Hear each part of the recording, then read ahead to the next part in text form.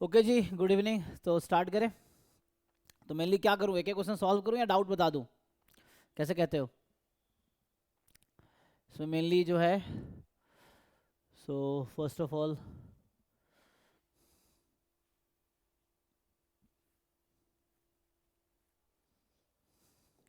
चलो ऐसे देख लेते हैं क्वेश्चन क्या क्या आया है। तो इसमें मेनली पहला क्या बोल रहा है, consider the discrete time Markov chain with state space S12 है एंड ट्रांजिशन प्रोबेबिलिटी डायग्राम आपको दे रखा है। ओके, तो ट्रांजिशन डायग्राम गिवन है, तो इससे ट्रांजिशन प्रोबेबिलिटी मैट्रिक्स निकाल लो और उसको सॉल्व कर लेंगे।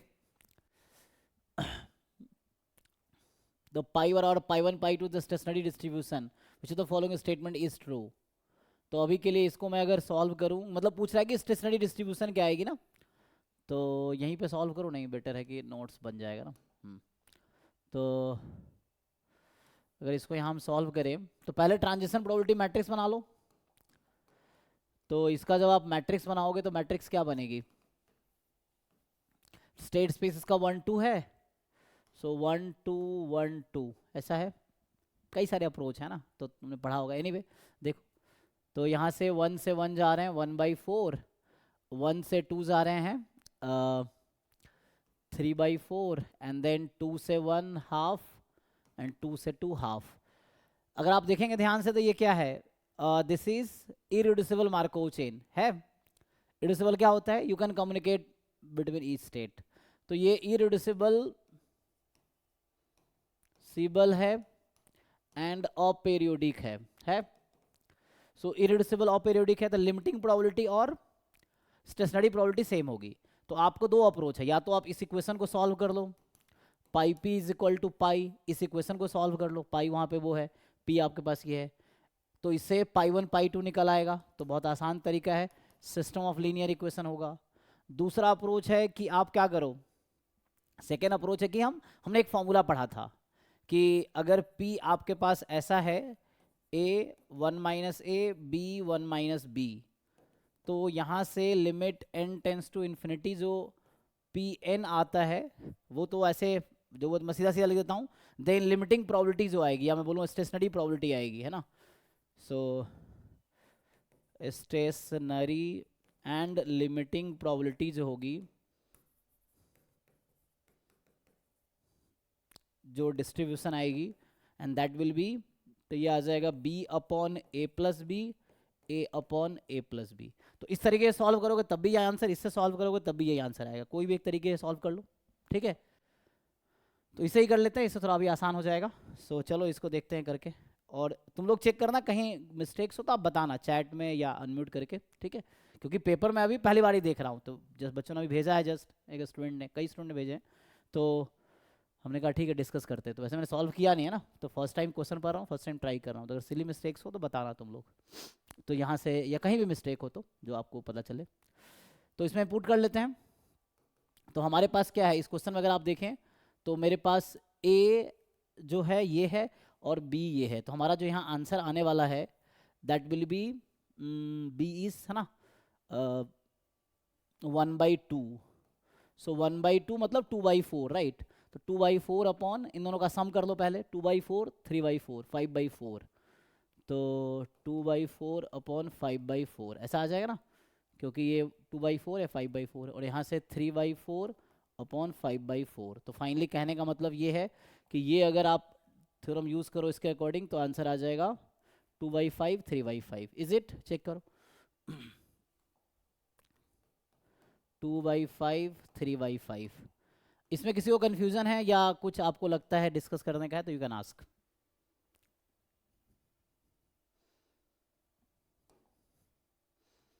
ऐसा कुछ है तो पहला ऑप्शन ही सही है इसमें तो, है ना, ऑप्शन 1, तो इसने तो लगा रखे हैं, ठीक है। तो ऑप्शन 1 सही है इसमें, ओके है, ऑप्शन 1 इसमें लगाए हैं। दूसरे क्वेश्चन पे आते हैं। तो जो सेकेंड क्वेश्चन आपका है कि पूछ रहा है इसका डिस्ट्रीब्यूशन क्या होगा, ये ना, चलिए इसको ट्राई करके देखते हैं। तो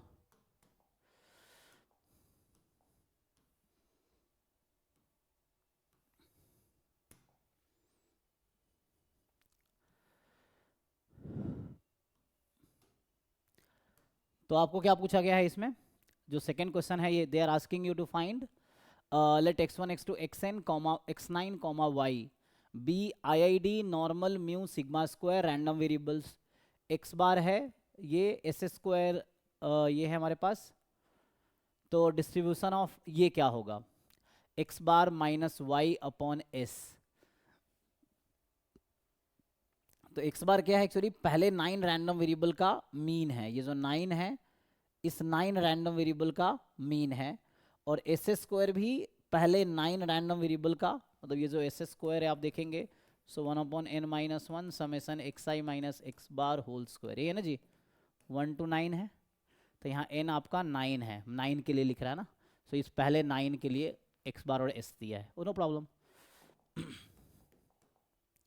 तो x बार का वैसे डिस्ट्रीब्यूशन क्या होता है mu comma sigma square by n, यही होता है x बार का जो डिस्ट्रीब्यूशन है आपके पास। So normal mu comma sigma square by n, तो इसको पुट कर लो,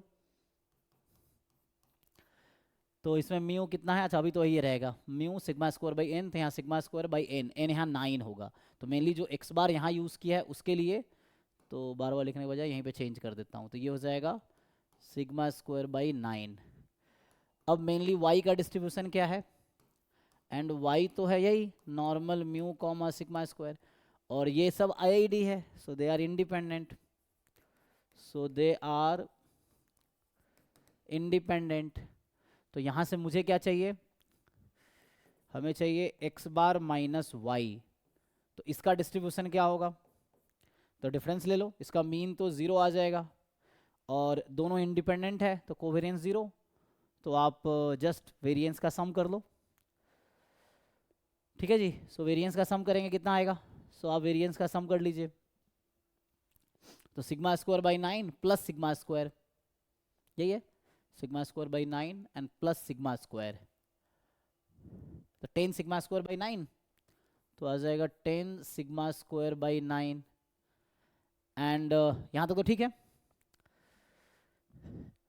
अब फर्दर आपको क्या करना है, तो जैसे यहाँ 3/10 कर रखा है, तो इसको अगर मैं स्टैंडर्ड नॉर्मल में कन्वर्ट करना चाहूँ, मान लो स्टैंडर्ड बनाना चाहूँ इसको, तो क्या हो सकता है, तो उसमें जैसे x बार माइनस वाई तो है ही, मीन तो 0 ही है तो 0 घटाएंगे, और स्टैंडर्ड डेविएशन से इसको डिवाइड कर देते हैं, तो स्टैंडर्ड डेविएशन से डिवाइड करोगे है ना, मीन 0 स्टैंडर्ड डेविएशन इसका root under, so root under 10/3 into sigma, यही रहेगा, सो दिस इज नॉर्मल 0 1, तो कहने का मतलब ये है, इसको ठीक से लिख लो, तो यहाँ आ जाएगा 3/√10 x bar minus Y upon sigma, this is normal 0 1, यहाँ तक ओके है। अब फर्दर आप क्या जानते हैं, n-1 s square by sigma square, ये chi square with n-1 degree of freedom, ये थ्योरम है, तो इसको अगर आप यूज़ करेंगे तो क्या आ जाएगा, तो यहाँ पे मेनली जो एस स्क्वायर है वो 9 रैंडम वेरिएबल के लिए यूज़ हुआ है, तो कहने का मतलब ये है, तो 9n है तो 8 S square by sigma square, and that will have काई square with 8 degree of freedom, ठीक है। चलो तो इसको अब इस पे, अब मेन क्वेश्चन पे आते हैं जो हमसे पूछा गया उस पे आते हैं, तो अभी यूज़फुल इन्फॉर्मेशन देख रहे थे हम लोग, ठीक है, तो एक तो ये यूज़फुल इन्फॉर्मेशन है और एक ये वाला है। अब इस दोनों का यूज़ वो निकालते हैं, सो यहाँ पे है 3/√10, मैं बस एक्सप्लेन करने के लिए इतना लिख रहा हूँ, वरना आप डायरेक्ट लिख सकते हैं this upon s, so can we write this 3/√10 x bar minus y upon sigma upon root under 3/√10, ये लिख दिया ना, नॉर्मल 0 1 हो गया ऊपर। अब यहाँ करना है मुझे, ये है एस स्क्वायर, ये सिर्फ इतना एक्स्ट्रा है, और S square by sigma square, अभी मैंने सिग्मा से दोनों तरफ डिवाइड किया तो बैलेंस कर लिया, अब यहाँ आएगा 8 से इसको मैं मल्टीप्लाई कर दूं और 8 से डिवाइड कर दूं, तो आप देखेंगे इसी चीज़ को मैंने ऐसा लिख दिया। अब ये है नॉर्मल 0 1, ठीक, तो अब ध्यान से देखो आप, सो न्यूमरेटर है नॉर्मल 0 1, ऐसे इतना करने की जरूरत नहीं, यहाँ से दिख गया आंसर क्या आएगा, क्योंकि पूरा सॉल्व करता हूँ, तो ये है काई स्क्वायर 8 एंड अपॉन 8 क्या होता है जी T8, so this is T with 8 degree of freedom, तो ये आसान है ना। तो ये सैम्पलिंग का क्वेश्चन है, पिछला क्वेश्चन स्टोकेस्टिक का था, ये सैम्पलिंग का है, तो ये भी ओके है, तो T8 आ गया। अब कोई कंफ्यूजन किसी को है, सो यू कैन डिस्कस।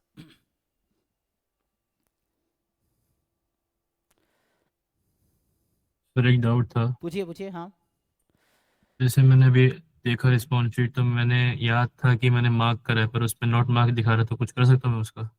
ओ, फिर तो दिक्कत है। नहीं, जैसे मान ली कई बार क्लिक किए और आपको लगा क्लिक हो गया, बट क्लिक होता नहीं है, तो अब मुझे लगता नहीं आप कुछ कर सकते हैं। जैसे मान लीजिए आपको लग रहा है कि आपने मार्क किया है, बट वहाँ आप रिस्पॉन्सिव मार्क्ड है नहीं, तो आप मेल करके ट्राई कर सकते हैं। ऐसा अगर कुछ होता है तो वो रीचेक करेंगे, बट मुझे लगता नहीं ऐसा कुछ होगा, क्योंकि एरर कई बार मान लो माउस बहुत अच्छी तरह वर्क नहीं कर रहा है या उस तरह से है, तो आपको लगा आपने क्लिक किया, बस सेव एंड नेक्स्ट होता है ना वहाँ पे, तो कई बार आपने हाँ, करा था, मेरे को याद है। अच्छा पता आपने नहीं किया था, बाकी। लेकिन फिर भी वैसा लग रहा है। सो एक जैम का जो हेल्प वाला आईडी है ना, वो jam2026@itbombay.ac.in, उस पर एक बार मेल कर दो, अगर कुछ हो सकता है तो वो करेंगे, वही एक रास्ता बचता है कम्युनिकेशन का। तो आपको ठीक है जो सर। जो भी कंसर्न है वो लिख के आप मेल कर दीजिए।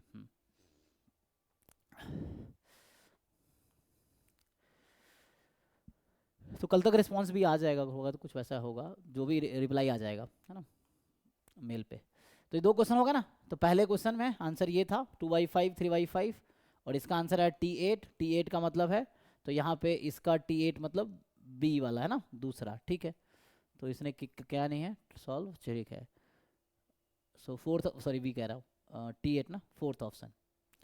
कहीं मिस्टेक हो तो बताना मुझे, ठीक है, मैं ऐसे करता हूँ। चलिए यहाँ पे आते हैं। तो नेक्स्ट जो है ये क्वेश्चन,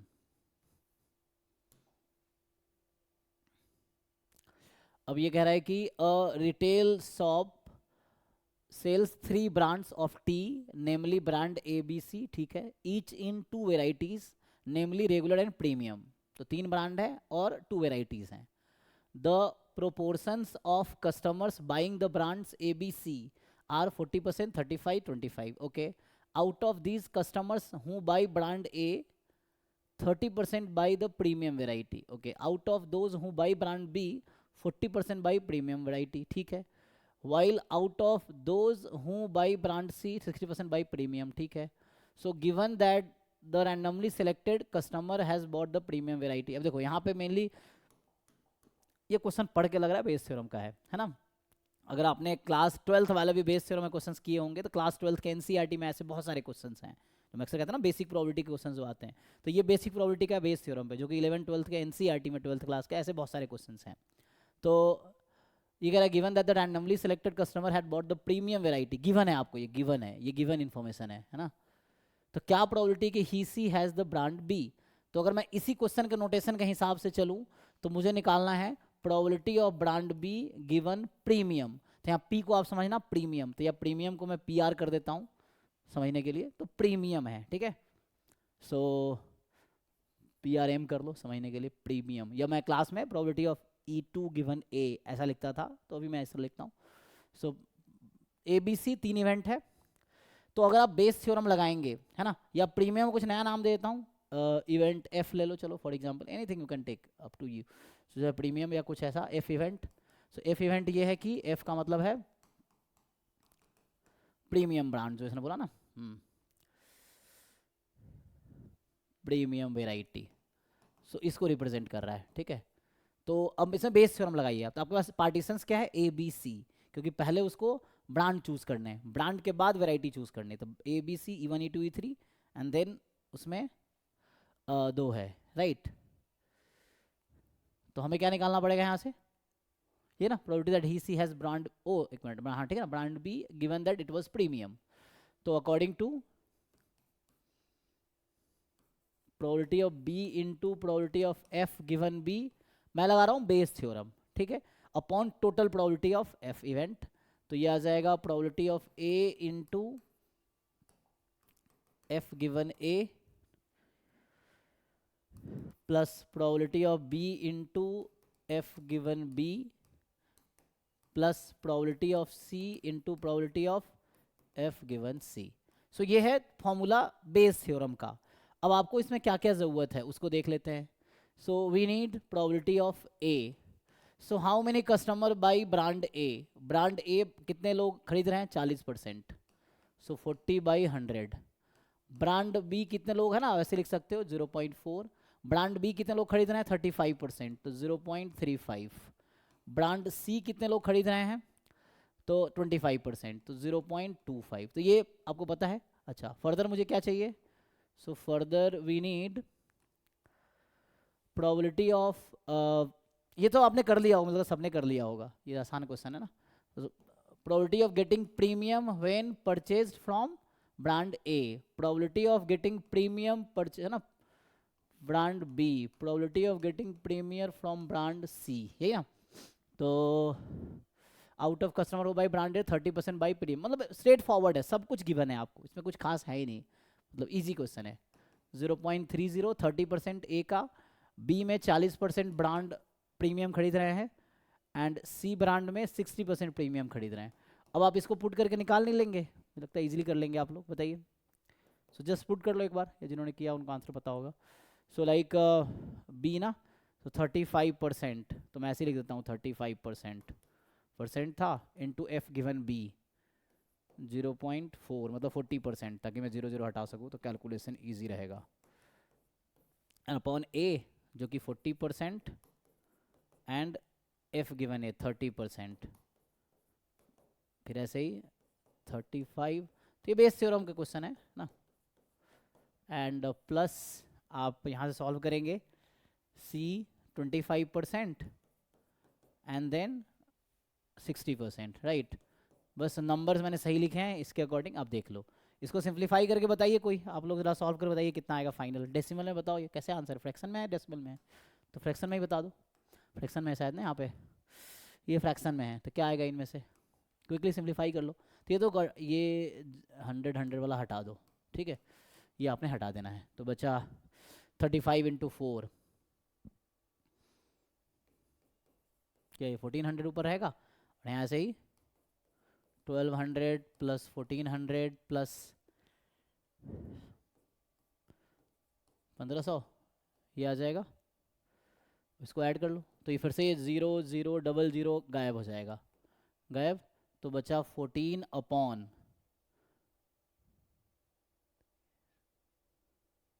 41, चेक कर लो कैलकुलेशन.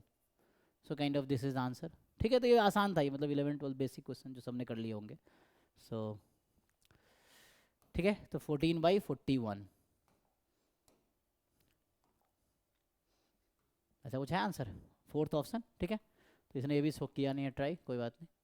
तो चलिए नेक्स्ट क्वेश्चन है फोर्थ वन. जी आर से आर एक फंक्शन है, डिफाइंड है, जी एक्स बराबर 0 to x³ this which of the following is not true. तो ध्यान रखना है, जल्दीबाजी में बच्चा ट्रू टिक कर देता है, हमें नॉट ट्रू चूज करना है, ठीक है. सो हमें चूज करना है नॉट ट्रू. चलिए तो इसको देखते हैं.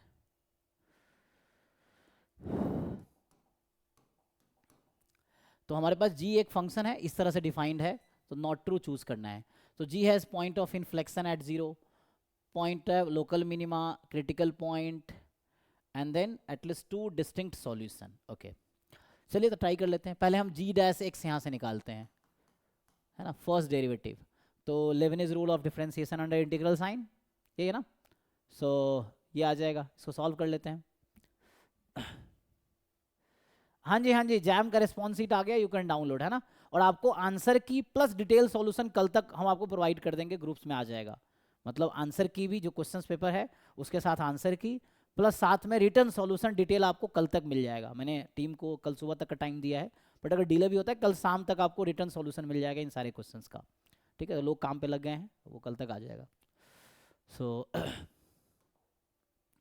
कल तक रिटर्न सॉल्यूशन आपको मिल जाएगा इसका, ठीक है ना. सो मैं भी सॉल्व करा रहा हूँ, ऐसे कल रिटर्न सॉल्यूशन मिल जाएगा बाकी. तो ये है कि जी डैश एक्स क्या आएगा, यहाँ से आप सॉल्व करेंगे तो t की जगह x³, तो x⁻6 - 9, या जिनको अगर डाउट हो तो डाउट भी डायरेक्ट डिस्कस कर सकते हैं, लेकिन वही है कि सबका नंबरिंग अलग अलग होगा आपके पेपर का, क्योंकि वो ना क्या बोलते हैं, रैंडम वो रहता है, नंबरिंग रहती है वहाँ पे, क्या बोलते हैं उसे, सफल्ड रहते हैं.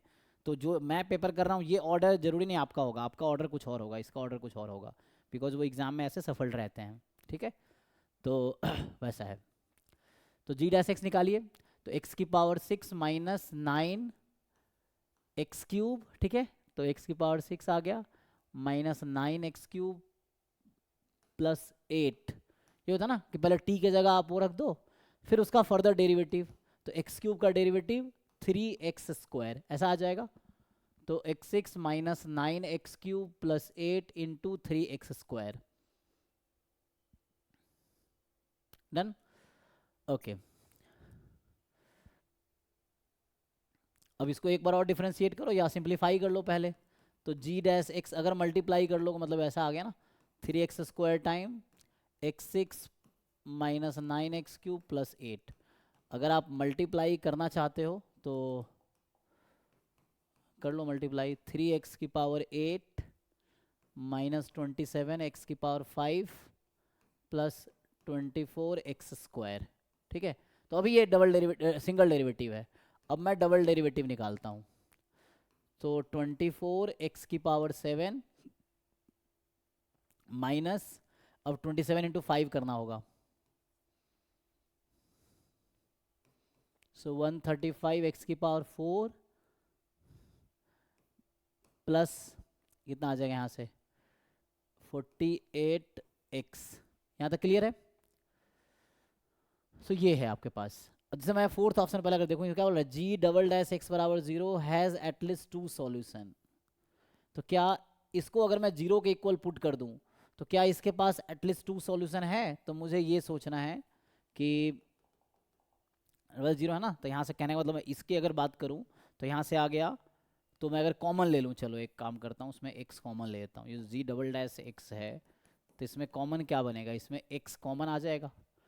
तो x कॉमन आ जाएगा तो बचेगा 24x⁶ 135 x³ है ना, प्लस 48।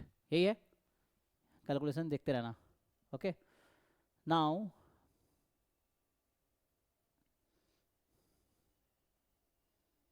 ओके तो इसको 0 पुट करना है, तो मेनली इसको सॉल्व करना है आपको।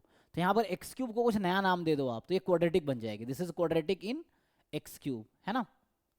सो करो सॉल्व, पहले मैं इसी को सॉल्व करता हूँ। तो इसको जब हम सॉल्व करेंगे तो यहाँ से g double dash 0, this will imply x is equal to 0, और यहाँ से 24x⁶ माइनस 135x³ प्लस 48 बराबर 0। अब इसमें x³ को आप कुछ नया नाम दे दो, ठीक है। लेट से मैं t नाम रख देता हूँ, तो ये हो गया 24t², या t वहाँ ऑलरेडी था तो अब t से कंफ्यूज मत होना, तो कुछ नया नाम दे दो। y नाम दे देते हैं, सो ये y x³ मैं मान लेता हूँ, y बराबर x³। तो इस इक्वेशन को सॉल्व कर रहे हैं, तो ये y² हो जाएगी माइनस 135y प्लस 48 बराबर 0। अब क्या आप इसको सॉल्व करके y निकाल सकते हैं? तो डिस्क्रिमिनांट निकाल लो, इससे ही पता चल जाएगा कि सॉल्यूशन क्या आना है। तो अगर इसका हम डिस्क्रिमिनांट निकाले b² माइनस 4ac है ना, तो इसका डिस्क्रिमिनांट निकाल लो। या 3 से कैंसिल करना चाहो तो कैंसिल भी कर सकते हो आप, है ना, 3 से कैंसिल हो जाएगा ये।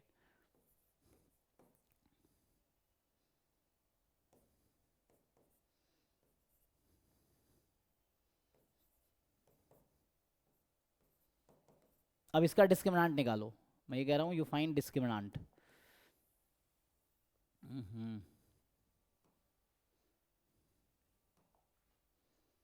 तो मैं क्या कर रहा हूँ, इसमें जस्ट मैं इसका कलर चेंज करना चाह रहा था तो आपको विजिबल होगा। ओके, तो इसका डिस्क्रिमिनांट निकालो, कितना होता है b² माइनस 4ac ना, सो 45² माइनस 4 इंटू 8 इंटू 16 कितना आएगा जी?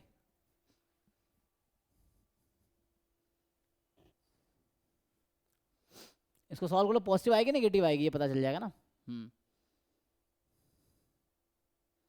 तो इससे देख लो करीब b² माइनस 4ac, मतलब ये देख रहा हूँ कि रियल सॉल्यूशन आएगा नहीं आएगा, ये कहना चाह रहा हूँ। नहीं तो फर्दर आप पूरा सॉल्यूशन भी निकाल सकते हो, तो उसके लिए जरूरत पड़ेगी। And then you can see कि कितना है। अच्छा, ये सिंगल करेक्ट है ना क्वेश्चन, तो एक ऑप्शन अगर हम इतना कर रहे हैं ना, एक ऑप्शन अगर चेक कर लिया तो काम हो जाएगा मेरा। तो इसमें मेनली क्या है, इसमें एक ही ऑप्शन नॉट ट्रू होगा, बाकी ट्रू होगा, तो मुझे फॉल्स चुनना है। विच वन इज फॉल्स, ये चुनना है। सो बेटर है जी के लिए हम वर्क करते ज़्यादा अच्छा होता। क्रिटिकल पॉइंट जी का निकालना है, तो जी में भी ऐसे ही सॉल्यूशन है, तो सिमिलरली सॉल्व करना पड़ेगा। तो मतलब मेनली इसका सॉल्यूशन निकालो, इसमें क्या करना है ना, हैड एटलीस्ट 2 डिस्टिंक्ट सॉल्यूशन। तो एक 0 तो एक आ चुका है, एक सॉल्यूशन और चाहिए हमें।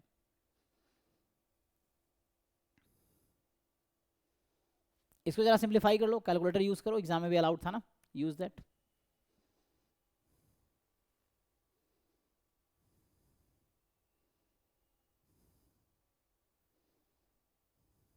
सर ग्रेटर ही आएगा ना। पॉजिटिव आया। अगले वाला बड़ा बड़ा है। ओके, तो अब कितना है, इक्वल टू कितना आएगा, क्योंकि हमें सॉल्व करना है ना, तो आपको y एक्चुअली, ये y यहाँ एक्स क्यूब है, जो ये y हम देख रहे हैं this is actually x cube. तो एक्स क्यूब क्या होगा, अब कैलकुलेटर यूज कर सकते हैं ना यहाँ पे, तो minus B plus minus 45 plus minus root under D upon 2a है ना, सो मतलब 16। तो यहाँ से आइडिया लग जाएगा आपको। तो ये एग्जैक्टली exactly कितना आया, पॉजिटिव आया ना। अब ये फर्दर आपको देखना है कि ये पॉजिटिव आया नेगेटिव आया, ये है।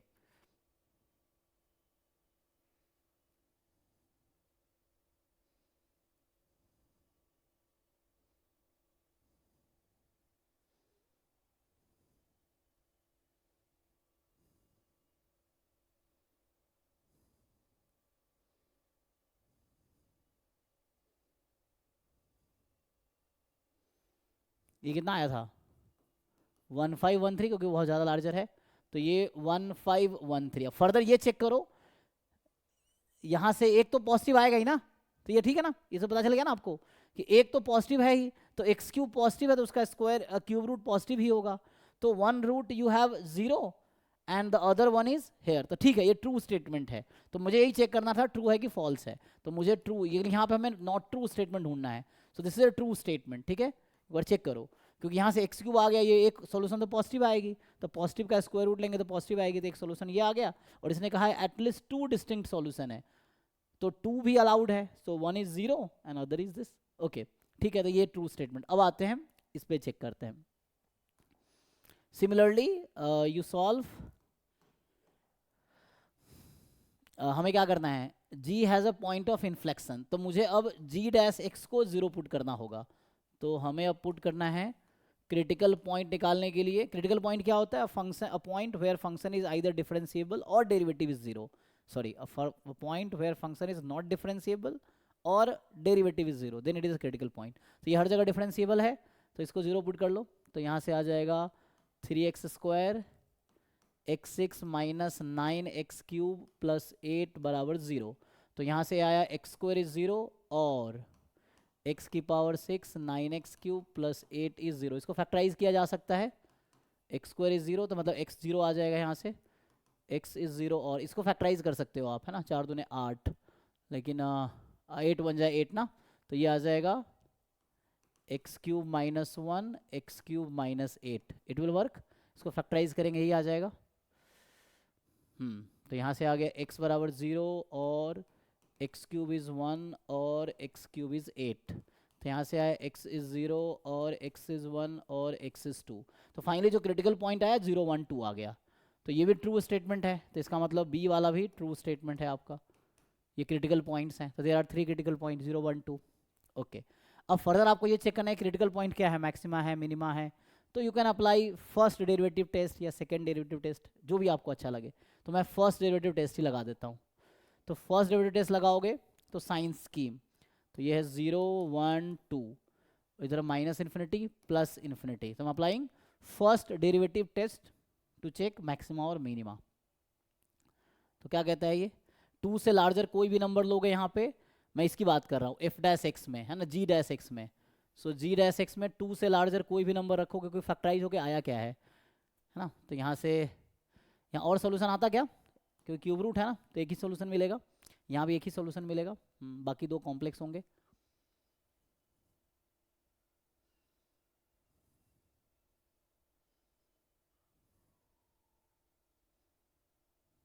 ओके, तो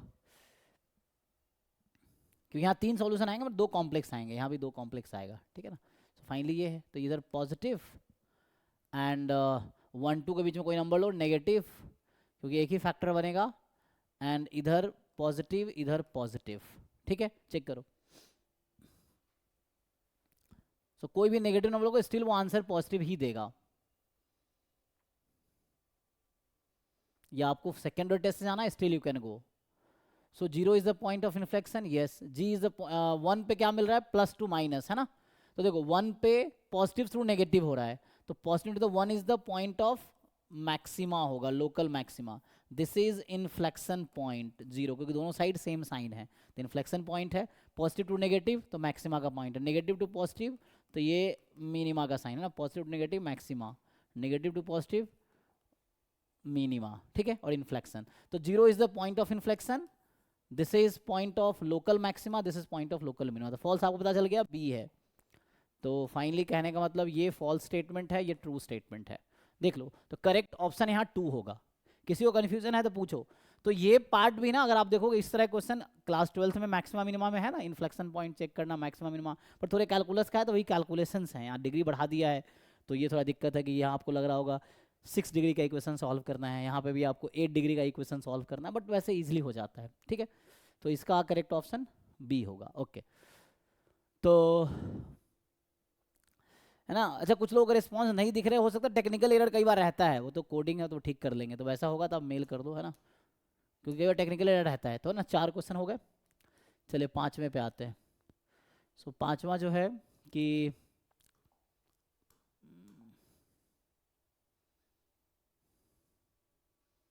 ये क्या कह रहा है आपको, कि कह रहा है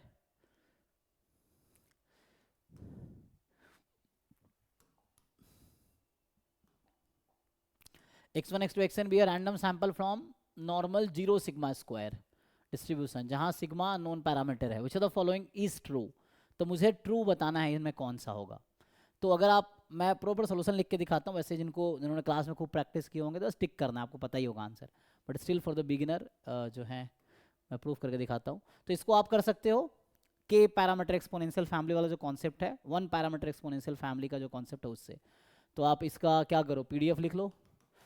तो जो पीडीएफ है 1/√2 सिग्मा ई की पावर -½ सो 1/2 सिग्मा स्क्वायर एक्स स्क्वायर, ये होगा एक्स माइनस है ना, ये है। अब इसको अगर आप उस पर लिख लो, एक्सपोनेंशियल फैमिली पे मैं लिखना चाह रहा हूँ, तो log of the same thing you repeat,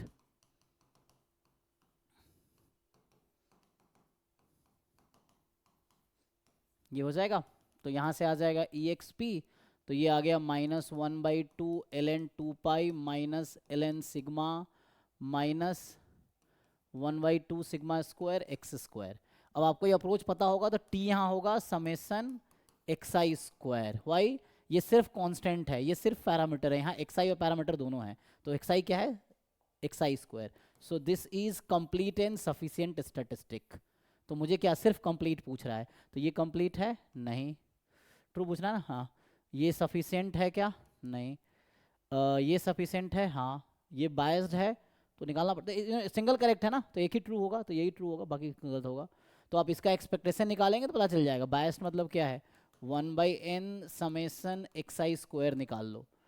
तो ये यहाँ पे नॉर्मल 0 सिग्मा स्क्वायर है, तो यहाँ पे EX 0 है, तो EX स्क्वायर वेरिएंस होगा, सिग्मा स्क्वायर है, तो ये n sigma square by n sigma square, ये तो अनबायस्ड है, दिस इज अनबायस्ड है, बायस कह रहा था गलत कह रहा है, ठीक है। तो ऑप्शन 3 सिंगल करेक्ट है, एक ही ऑप्शन करेक्ट होगा। अब इसमें किसी को डाउट है तो पूछो, ठीक है ना। 1 पैरामीटर एक्सपोनेंशियल फैमिली का डिस्ट्रीब्यूशन है, तो इससे डायरेक्टली कंप्लीट सफिशिएंट मिल जाता है इस थ्योरम से, क्योंकि यहाँ पे बस जो आएगा वही, अगर यहाँ x आया होता तो समेसन xi होता, यहाँ x³ आया होता तो यहाँ समेसन xi³ होता उसके अकॉर्डिंग, ठीक है। सो नेक्स्ट देखते हैं। सो यहाँ पे चलिए इसमें आते हैं, ये 6 क्वेश्चन है, सारे ऑप्शन दिख रहे हैं।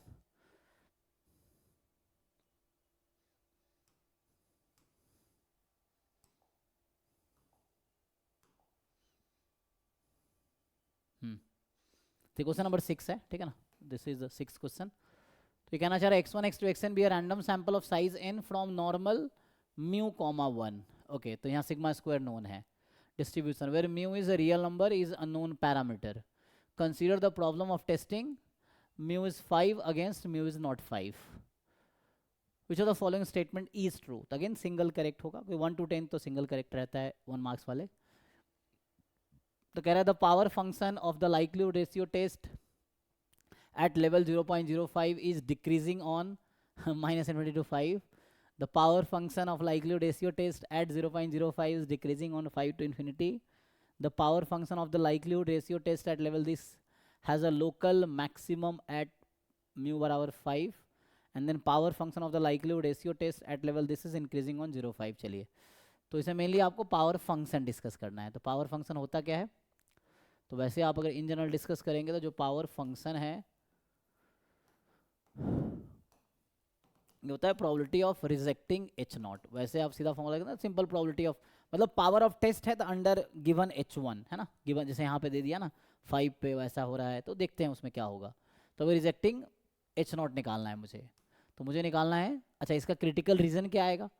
तो क्रिटिकल रीजन तो गिवन नहीं है, सो आपको लाइक्लीहुड रेशियो टेस्ट से आइडिया होगा कि ये 2 साइडेड क्रिटिकल रीजन बनाएगा, है ना।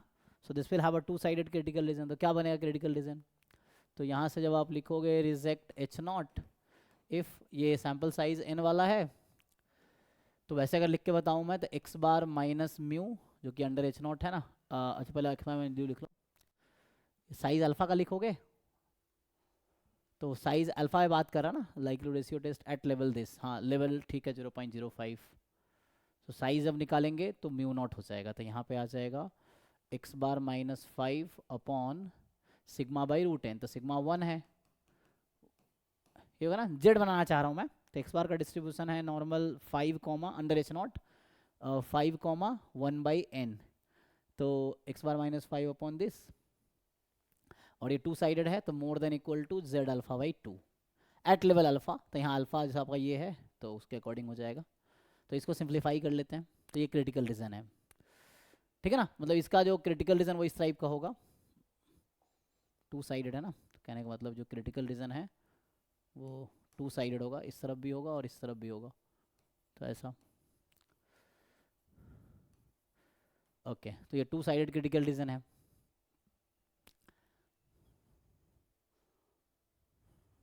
अब इसको आपको प्रोबेबिलिटी निकालनी है इसकी।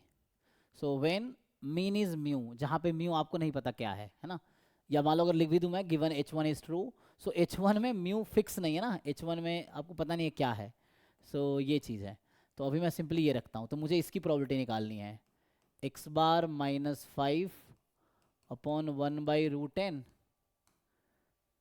This z alpha by 2, specially under H naught निकाल, सॉरी अंडर H1 निकालना है, पावर है ना, तो अंडर H1 बात करना है। H1 में तो म्यू फिक्स नहीं है ना, तो यहाँ प्रॉब्लम है, you can not put mu here. So अब आपको ये प्रोबेबिलिटी निकालना है, जहाँ पे आपको ये समझना है कि जो x बार का डिस्ट्रीब्यूशन है इन जनरल है mu comma sigma square by n, in general ये डिस्ट्रीब्यूशन है, ठीक है ना। ये 5 मैंने इसलिए यूज़ किया है क्योंकि जब हम अल्फा का डेफिनेशन लगाएंगे तो अल्फा का डेफिनेशन लगाने में rejecting H not when H not is true, तो वो 5 यूज़ आ जाता है वहाँ पे, है ना, ये है। तो अब आप इस पर काम करो, तो आप ये नहीं कह सकते अभी ये नॉर्मल है, ये स्टैंडर्ड नॉर्मल है under H not, not under H1, ठीक है ना।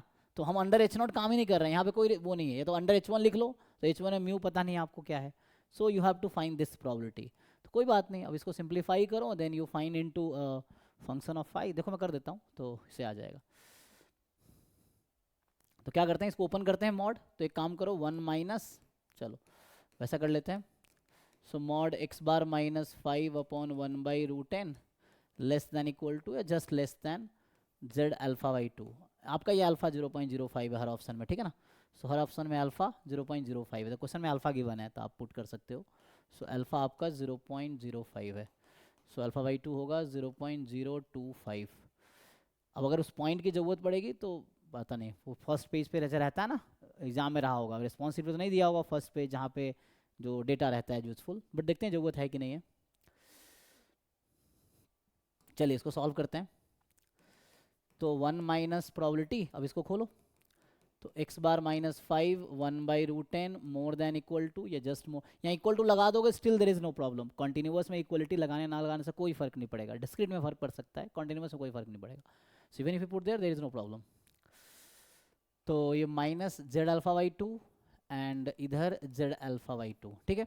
अब इसको आप सॉल्व कीजिए, तो अब इसमें क्या है ना, अभी आपका डिस्ट्रीब्यूशन ये है, तो इसके अकॉर्डिंग काम करना है आपको, म्यू अननोन है वहाँ पे, तो you don't know what is a mu, उसी के लिए ऑप्शन बनाया गया है, ठीक है। तो म्यू का फंक्शन होगा, ये फंक्शन ऑफ म्यू होगा, या मैं ऐसा लिखता यहाँ पे कि मीन म्यू इज म्यू, तो मैं लिखा ही नहीं, मैंने कहा छोड़ो क्या है। अब इसको सॉल्व करो, तो प्रोबेबिलिटी, अब इसको सिंप्लीफाई कर लेते हैं, तो पूरा क्रॉस मल्टीप्लाई कर लो। चलो अभी के लिए मैं अगर क्रॉस मल्टीप्लाई कर दूँ तो क्या आ जाएगा, Z alpha by 2 upon root N plus 5, यहाँ आ जाएगा minus Z alpha by 2 upon root N plus 5। Convince है यहाँ तक? चलिए इसको फर्दर लिखते हैं अब। हम लोग निकाल रहे हैं पावर फंक्शन, ठीक।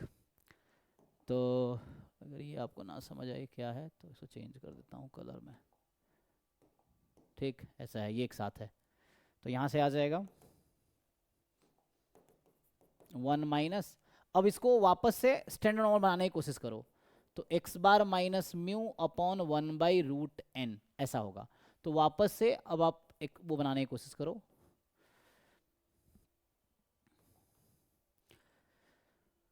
तो क्या चेंजेज आएगा। इसमें आपको ऐसा लिखना है so that we can, in general ये स्टैंडर्ड नॉर्मल हो जाएगा अब। तो इसको सेम चीज़ वहाँ पे करो, तो x bar minus mu upon 1 by root N, तो यहाँ जैसे था z alpha by 2 plus 5 minus mu and यहाँ ऑलरेडी अपॉन रूट एन था, है ना, and whole upon root N. एक तो यहाँ कन्फ्यूज़न होगा आपको, so 1 by root N time Z alpha by 2 कर देता हूँ तो बेटर रहेगा, मतलब 1 by root N time Z alpha by 2 plus 5 minus mu and whole upon 1 by root N. तो बाद में उसको सिंप्लीफाई कर लेंगे एंड फर्दर यहाँ पे भी यही होगा। So minus 1 by root N Z alpha by 2, पहले से है plus 5 minus mu whole upon 1 upon root N. Justified है ये। अब इसको थोड़ा और सिंप्लीफाई करो, तो यहाँ से आएगा आपके पास 1 माइनस, ठीक। तो ये अभी z है, अभी आप ये समझो in general this is z, तो स्टैंडर्ड नॉर्मल है z प्रोबेबिलिटी। अब इसको ऊपर ले आओ z से मल्टीप्लाई, तो minus Z alpha by 2 plus root N time 5 minus mu, यही रहेगा। इसको ऊपर मल्टीप्लाई कर देंगे एंड ये उधर आ जाएगा Z alpha by 2 plus root N time 5 minus mu. Okay, अब आपको ये प्रोबेबिलिटी निकालनी है।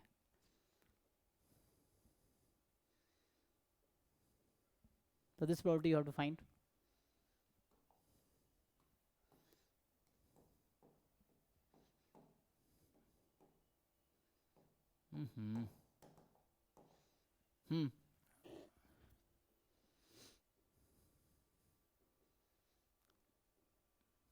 लिखो 5 के टर्म में इसको, तो अगर 5 में लिखोगे तो क्या होगा, एनीवे यू कैन राइट इन 5 ना, 1 माइनस, या वैसा कर दूं कॉम्प्लीमेंट ले लूं, तो जैसे अभी बोल रहा है कि z की वैल्यू वहाँ से वहाँ तक है, कॉम्प्लीमेंट लेंगे तो उल्टा हो जाएगा, लेस देन दिस।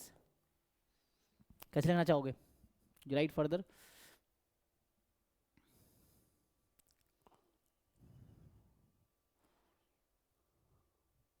जैसे कहना ना, जैसे मैं ये कहना चाह रहा हूँ, इसको 1 माइनस हटाना चाहोगे तो जैसे z है मान लो यहाँ पे फॉर एग्जांपल k1 k2, तो z unit k1 and k2, तो उल्टा करेंगे तो क्या होगा, 1 माइनस करेंगे तो z is less then k1 और मोर देन k2, तो उसका प्रोबेबिलिटी ऐड हो जाएगी। तो या तो ऐसा लिख सकते हैं कि probability z is less than equal to minus Z alpha by 2 plus root N time 5 minus mu, ठीक है, प्लस ये प्रोबेबिलिटी कॉम्प्लीमेंट ले रहे हैं ना, तो ये इस बीच का था मैं कॉम्प्लीमेंट ले रहा हूँ उधर। सो प्रोबेबिलिटी, यार सब टू यू, कैसे 1 माइनस करके वैसे भी कर लोगे, तो आ जाएगा प्रोबेबिलिटी एंड समझ रहे हो। ये इतना नहीं करना चाहो, सोचो इतना क्यों कर रहे हो, तो सीधा सीधा मैं लिख देता हूँ तब भी काम हो जाएगा। तो यहाँ से हो जाएगा 1 माइनस, इसको लिख लो capital phi of, phi is the CDF of standard normal, ठीक है, that point Z alpha by 2 plus root N time 5 minus mu minus capital phi of minus Z alpha by 2 plus root N and 5 minus mu, ये है। अब इसको open कर सकते हो, क्या ना, सो जस्ट ओपन कर लो, तो 1 माइनस ये, फिर वो प्लस हो जाएगा, तो 1 माइनस करोगे तो इसका माइनस हो जाएगा, देखो 1 माइनस कर देता हूँ इसको, तो 1 माइनस दिस और ये माइनस इसको प्लस कर देगा, तो बीच में तो प्लस आ जाएगा, और ये हो जाएगा फाई ऑफ सेम रहेगा minus Z alpha by 2 plus root n 5 minus mu and 1 minus ये होगा, तो आपको पता है ना 1 minus phi k is phi of minus k, तो इसका नेगेटिव कर देते हैं, तो ये हो जाएगा phi minus Z alpha by two minus root N time 5 minus mu. अब ये क्वांटिटी आपका फाइनल पावर फंक्शन आ गया। तो मैंने अभी तक जो किया वो सिर्फ पावर फंक्शन निकाले हैं, अब ऑप्शंस आपको देखने हैं, दैट्स ऑल। सो अब इसके अकॉर्डिंग ऑप्शंस देख लो कि क्या होगा। This is the power function, expression for the power function. तो ये मैंने पावर फंक्शन का एक्सप्रेशन निकाल दिया। अब चारों ऑप्शन पावर फंक्शन में है। कह रहा है पावर फंक्शन जो है वो डिक्रीजिंग है 5 से इन्फिनिटी में, पावर फंक्शन जो है डिक्रीजिंग है 5 से इन्फिनिटी में, पावर फंक्शन मैक्सिमम है 5 पे, पावर फंक्शन एक फंक्शन हो गया kind of, you can consider it as a power function है ना। चलो बीटा म्यू कह लो, मतलब पावर फंक्शन है ना। सो beta mu this is the power function. अब इसके बारे में आपको आइडिया लगाना है कि ये मैक्सिमम होगा या मिनिमम होगा म्यू के किस वैल्यू पे। चेक कर पाएंगे, बताइए।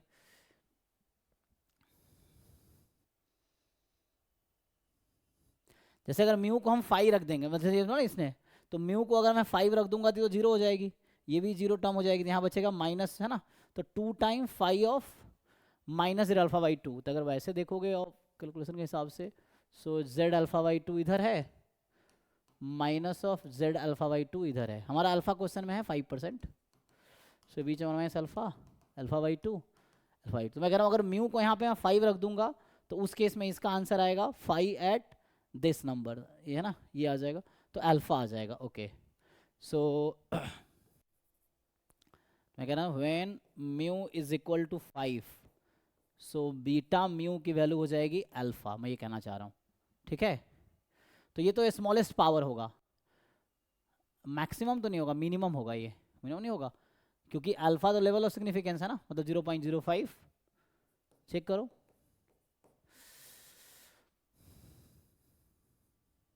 ठीक। तो ये तो जस्ट अल्फा बाई टू आ जाएगा 0.0, स्मॉलेस्ट पावर है ये, क्योंकि इससे पावर तो इससे ज़्यादा, ये अनबैस्ड टेस्ट है ना, या बोलूँ तो यूएमपी टेस्ट है ना। तो यूएमपी टेस्ट होगा, यूएमपी है नहीं, सॉरी यूएमपी नहीं है, यूएमपी नहीं लेकिन अनबैस्ड टेस्ट है, तो इसका पावर मिनिमम ये होगा। तो ये तो ऑप्शन जो 3 कह रहा है वो गलत है।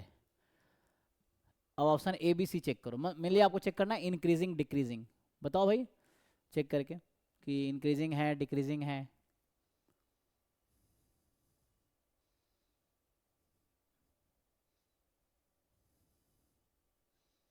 ये सीडीएफ है, जस्ट ये सीडीएफ है, सीडीएफ का डेरिवेटिव करोगे पीडीएफ आ जाएगी। अगर आप मैक्सिमम या कैलकुलस से जाना चाहो तो derivative of CDF is PDF. तो सीडीएफ को डिफरेंस, इसको डिफरेंस मतलब ये करो कि बीटा डैश म्यू अगर मैं 0 पुट करूँ मान लो, तो क्या म्यू निकाल पाओगे आप, म्यू क्या आएगा। इससे कर सकते हैं, नहीं तो वैसे ही हम चेक कर सकते हैं μ1 लेस देन μ2 तो क्या होगा। इससे कर क्या रहा है एक्चुअली, एक पॉइंट है उसके उतना पीछे है, उसके पीछे की प्रोबेबिलिटी उसके आए की प्रोबेबिलिटी। अगर आप देखेंगे सम नंबर प्लस के सम नंबर माइनस के, ऐसा है। जैसे अगर ये देखें ये माइनस जेड अल्फा बाई 2 है, तो इसको अगर मैं अभी के लिए मान लो कुछ नंबर नाम बोल दूँ, सी कांस्टेंट है, let's say this is a constant C, तो this plus C and this minus C, तो ये प्रोबेबिलिटी एंड फिर इसके पूरे पीछे की प्रोबेबिलिटी, है ना, वैसा है। So what do you think if you increase mu what will happen. तो एक सिंपल सा काम करें, हम लोग म्यू कुछ रख लेते हैं। जैसे मैं आपसे पूछूं कि चलो भाई म्यू को 6 रख लेते हैं, तो क्या आंसर आएगा उससे पता चल जाएगा, है ना। जैसे म्यू 5 रखा मैंने, अब मैं पूछूं म्यू 6 कितनी आएगी। Okay let me right it. तो मैं आपसे बस ये पूछना चाह रहा हूँ कि एक काम करो, एक बार बीटा 4 निकालो, एक बार निकालो बीटा 4, एक बार निकालो बीटा 5, तो ये मैंने निकाला है अभी, अल्फा आया था 0 पॉइंट। एक बार निकालो बीटा 6, अब इंक्रीज भी कर सकते हो, बीटा 7, यहीं से पता चल जाएगा। और थोड़ा और यहाँ देख लो बीटा 3, इनकी वैल्यू निकाल लो, इससे ही आपको पता चल जाएगा। जैसे इसको कंपेयर कर लेना है, जैसे आपको पता है इंक्रीजिंग फंक्शन का डेफिनेशन क्या होता है, कि मान लो मैं बोलूँ कि μ1 less than μ2, then beta of μ1 is also less than beta of μ2। So इसका मतलब है कि बीटा इज इंक्रीजिंग फंक्शन, ये है। तो यही मैं कर रहा हूँ कि 3 इज लेस देन 4, तो आप बीटा 3 बीटा 4 को चेक कर लो, उससे काम हो जाएगा। ये है ऐसे ही, अगर μ1 इज, ये अप्रोच में लगाने को कह रहा हूँ आपको, μ1 is less than μ2 and beta of μ1 is more than equal to beta of mu2, then beta is decreasing function. तो अगर मान लो बीटा 3 लेस देन बीटा 4 आ गया, मतलब बीटा इंक्रीजिंग है 0 से 5 में, उल्टा हो गया तो डिक्रीजिंग है। सेम यहाँ पे 6 7 है। सो ये तीनों फाइंड करो जरा एंड कंपेयर करो क्या आएगा। सो जैसे यहाँ पुट कर लो है ना, यहाँ पे जस्ट म्यू की जगह रख दो और चेक करो। कर पाओगे? मैं करके बताऊँ। देखो मैं क्या कर रहा हूँ, एक बार म्यू को 5 रखा तो मैंने रख दिया तो ये आ गया। एक बार म्यू को 6 रखो, एक बार 4 रखो, एक बार 5 रखो, मतलब 3 4 5 6 7 4 नंबर पे हम निकाल रहे हैं एंड देन विल कंपेयर। ठीक है, इसको करके देखो, नहीं तो फिर पूछो दोबारा, देखते हैं। इसको ट्राई करना आगे, क्योंकि इसमें काफ़ी टाइम मैंने दे दिया, इसलिए मैं और टाइम लगाता हूँ। इसको बस सॉल्व करके देख लो। अगले क्वेश्चन पे आते हैं। तो इसको तुम एक बार चेक करना कि इंक्रीजिंग डिक्रीजिंग आ जाएगा। मैंने फंक्शन एक्सप्लिसिटली लिख दिया है, जस्ट आपको ये चेक कर लेना है कि ये वैल्यू बढ़ेगी घटेगी, ठीक है ना, इसके अकॉर्डिंग, तो इससे पता चल जाएगा। नहीं तो फिर पूछना, उसको आगे कर दूंगा मैं, है ना। तो ये थोड़ा था टाइम टेक ना। इस पे आ जाओ 7th पे। तो एग्जाम में इस तरह क्वेश्चन से मान लो अभी इतना टाइम लगा है, एग्जाम में लगाने की जरूरत नहीं है, स्किप करो आगे बढ़ो, जो हो रहा है पहले वो करो, इतना टाइम देने की जरूरत नहीं है। सो ये आपसे क्या कह रहा है कि x y be the random vector with variance x variance y 1, covariance between x y is -½ so for which one of the following values of b the random variable this and this are uncorrelated. Okay, तो ये सब आसान question है ना। तो इसमें जो है कि आपको जस्ट क्या करना है, अनकोरिलेटेड बोलना मतलब कोरिलेशन 0 है। तो हमें गिवन है कि कोरिलेशन बिटवीन यू भी इज 0, ये गिवन है आपको, तो बी निकालना है, ठीक है। तो मतलब कोवेरिएंस बिटवीन यू भी 0 होगा। सो मतलब covariance between b x plus y comma x plus b y 0 होगा। इसको खोलो अब। तो covariance between b x x, covariance between b x b y, covariance between y x plus covariance between y and b y, ठीक है। Open कर दिया और ये हमें क्वेश्चन में 0 गिवन है। तो यहाँ से आप खोलिए तो b बाहर आ जाएगा, variance of x that is 1 put कर सकते हो। यहाँ पे b बाहर आ जाएगा तो b² covariance of x Y जो कि दे रखा है हमें, पुट कर देता हूँ सीधा सीधा, क्यों टाइम वेस्ट करना ज़्यादा, है ना। सो b into variance of x 1, b और b बाहर आ गया, b² covariance between x Y जो कि दे रखा है -1/2, covariance y x covariance x y same रहता है, तो इससे आ जाएगा आपका -1/2 एंड उसमें से बाहर निकालो b को and then covariance of y variance of y दे रखा है 1, तो ये आ गया 0। अब यहाँ से b निकाल पाएंगे क्या हम लोग, देखिए। सो b minus b²/2 -1/2 plus b is 0। तो यहाँ से फाइनली मैं 2 से मल्टीप्लाई कर दूँ इसको,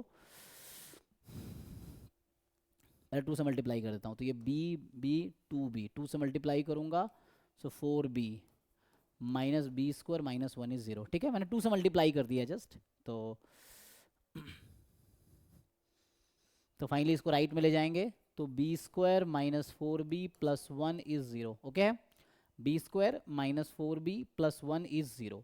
अब इसको आप सॉल्व करो एक बारी, ठीक है। सो इस इक्वेशन क्वाड्रेटिक तो हम लोग जानते हैं सॉल्व करना, बताइए। क्या आप मुझे बता सकते हैं कि क्या आएगा? इसमें 4 ऑप्शन है ना, ये पूछा ना, इनमें से कौन सा हो सकता है। Which of the following values of b, single value होगा ना, values of b the random variable this and this are uncorrelated. तो ये MCQ ही है ना, MCQ है, सिंगल ऑप्शन होगा। सॉल्व कर लो जी क्वाड्रेटिक फॉर्मूला से, है ना। 4 ± √b² -4ac अपॉन 2a, सो -b ± b² -4ac 16 - 4 12 upon 2a, यही है। तो मतलब हो गया b की वैल्यू यहाँ से 4 + 4 × 12 2√3/2, सो b आ गया 2 ± √3, ठीक है जी। तो मतलब 2 + √3 और 2 - √3, देखो ये आंसर है 2 + √3 और 2 - √3, 2 + √3 2 - √3, तो ए ऑप्शन सही है पहला वाला, ठीक है ना। बाकी है नहीं, ओके। तो 8th पे आते हैं। 8th तो ये पावर सीरीज का क्वेश्चन है। तो ये पावर सीरीज का क्वेश्चन है, इसमें क्या होगा,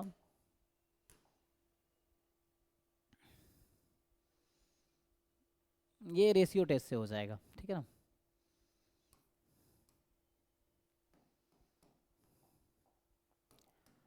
पूछा क्या है आपसे कि let if r denote the radius of convergence of the power series this, ठीक है। तो ये काइंड ऑफ ऐसा समझ सकते हो आप इसको, समेसन ए एन एक्स की power n, n from 1 to infinity. तो जहाँ पे ए एन आपको पता है, वेयर ए एन जो आपको दिया है 2 4 6 प्रोडक्ट है 2n तक, देन एक 2 एक्स्ट्रा है क्या, अच्छा 2 है, फिर 5 है, फिर 8 है, फिर 11 होगा, है ना, इस फॉर्म में 3n-1 और इस पूरे का स्क्वायर है। डन। पूछा which the following statement is true. R जो है वो रेडियस ऑफ कन्वर्जेंस है, तो आपको याद होगा रेडियस ऑफ कन्वर्जेंस 1/r जो होता है limit superior of a n plus 1 upon A n. तो ये पॉजिटिव ही है तो मॉड लगाने की जरूरत नहीं है, ये निकालना है आपको, lim sup of N plus 1 upon A N, मतलब 10 लिमिट निकालनी है।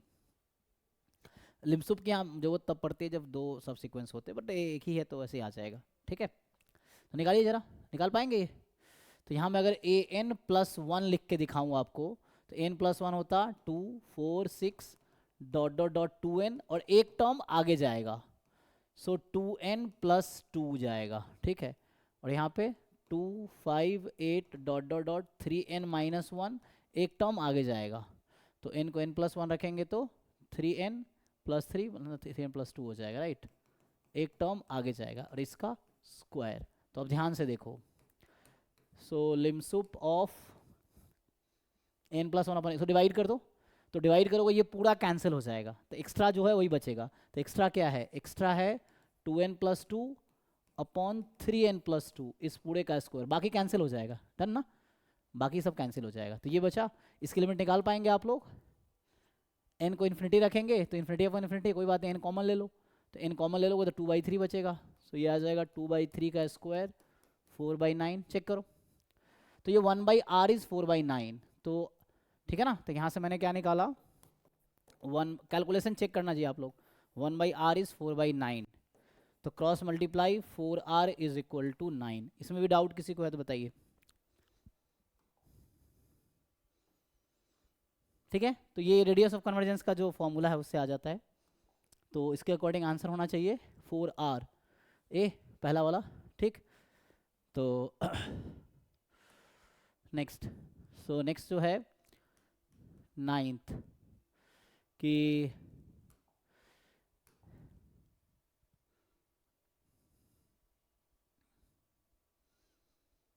आपसे क्या पूछ रहा है कि A be the 2x2 real symmetric matrix, real symmetric matrix मतलब सारे आइगन वैल्यू रियल सिमेट्रिक है ना, तो रियल नंबर होंगे, such that trace of A is 6, okay, determinant of A is 5। तो आसान नहीं हो गया, तो ट्रेस ऑफ ए मतलब sum of eigen value, so λ1 plus λ2 is 6, determinant is λ1 into λ2 is 5। तो ऐसे दो नंबर ढूंढो जिसका प्रोडक्ट 5 होता हो और सम करने पे 6 आता हो, तो सॉल्व भी करना पड़ेगा नहीं। तो मान लो अभी के लिए λ1 बराबर लैम्डा कह देते हैं, तो ये इक्वेशन बन जाएगी, यहाँ से λ2 निकल जाएगी, 6 माइनस λ1 और 6 माइनस, ये मान लिया मैंने अभी, तो यहाँ से बन गया quadratic lambda time 6 minus lambda is 5, तो यहाँ आ जाएगा 6 lambda minus lambda square is 5, सो इसको इधर भेज देते हैं, lambda square minus 6 lambda plus 5 is 0 हो जाएगा ना, ये सही लिखा, डिटर्मिनेंट 5 था ना, तो 5 1 जा 5 आता जाता 1 5 है ना, डायरेक्ट भी आ जाता। यहाँ से जो मैं सॉल्व कर रहा हूँ तो यहाँ से ऐसे भी नहीं आ जाता कि लैम्डा इज 1 लैम्डा 2 इज 5, ये है, सेटिस्फाई कर रहा है। तो इतना करने की जरूरत नहीं, अगर आप डायरेक्टली पता लगा रहे हैं दैट्स फाइन, तो 1 5 ले लो या 5 1 ले लो, कोई दिक्कत नहीं, 5 1 1 5 यही पॉसिबिलिटी है, जस्ट 1 प्लस 5 5 प्लस 6 ना, डन। ओके, अब पूछ क्या रहा है कि तो ये ए की आइगन वैल्यूज क्या क्या आ गई, 1 और 5 आ गई, तो यहाँ से पूछ रहा है ए स्क्वायर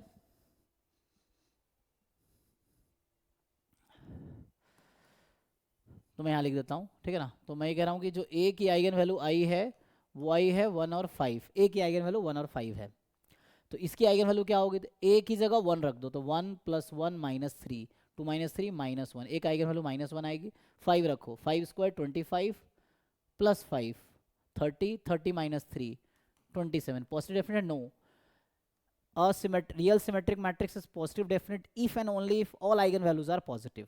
सिंपल डेफिनेशन या थ्योरम है। तो सारे आइगन वैल्यू पॉजिटिव होंगे तो काम हो जाएगा, है ना।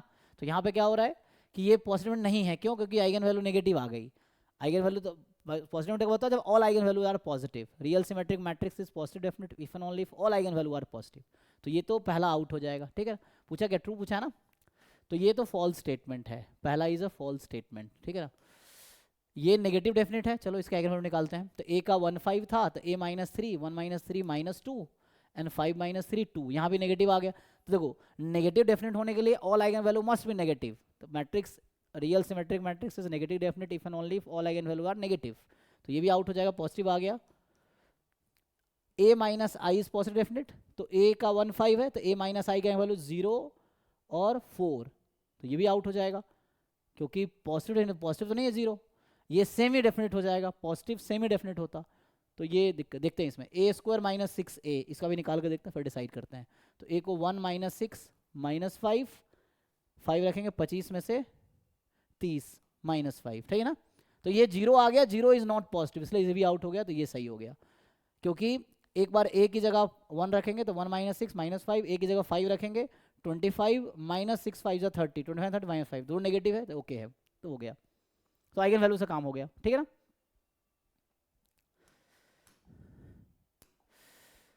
बस एक क्वेश्चन मैंने पावर फंक्शन वाला मतलब आधा किया, आधा क्या किया है 90% कर दिया मैंने, 10% बचा आपके लिए। तो वो कहोगे तो मैं फिर से कर दूंगा ना, आप सॉल्व कर लेना खुद से। बस मैंने पावर फंक्शन आपके लिए निकाल दिया है, बट आपको डिफरेंट म्यू के लिए अब वैल्यू एग्जैक्ट निकालने की जरूरत नहीं है, कंपेयर करना है जस्ट। अब फाई का प्रॉपर्टी पता है ना, जैसे मैं लिखा रहा था, phi is non negative function. बस मुझे ये लग रहा है कि एक क्वेश्चन मैंने पूरा नहीं किया है। सो अब phi non negative, phi CDF है और CDF नॉन नेगेटिव है। मैं आपको बताऊं कि phi x is less than phi y होगा for all x less than y, ठीक है ना। ये फाई नॉन नेगेटिव फंक्शन होता है ना, नॉन डिक्रीजिंग फंक्शन होता है, नॉन डिक्रीजिंग है ना, CDF is non decreasing function. तो ये भी एक प्रॉपर्टी है, यूज करना, चेक करना, तो फिर पूछना, कल फिर क्लास होगी। आज तो 60 के 60 में नहीं करा पाऊंगा ना, तो अगली क्लास जब भी रखना हो बताना, तो फिर जो बच गया होगा वो करा दूंगा। तो अभी 10वां कराता हूँ।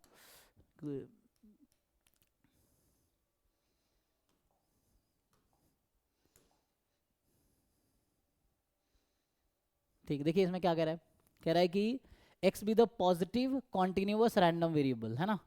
तो x पॉजिटिव है और कॉन्टिन्यूअस रैंडम, मतलब x का सपोर्ट पॉजिटिव है, रेंज पॉजिटिव है ना, x पॉजिटिव रैंडम वेरिएबल है और कॉन्टिन्यूअस भी है, ठीक है। कंसीडर ट्रांसफॉर्मेशन y बराबर x4 दे दिया है।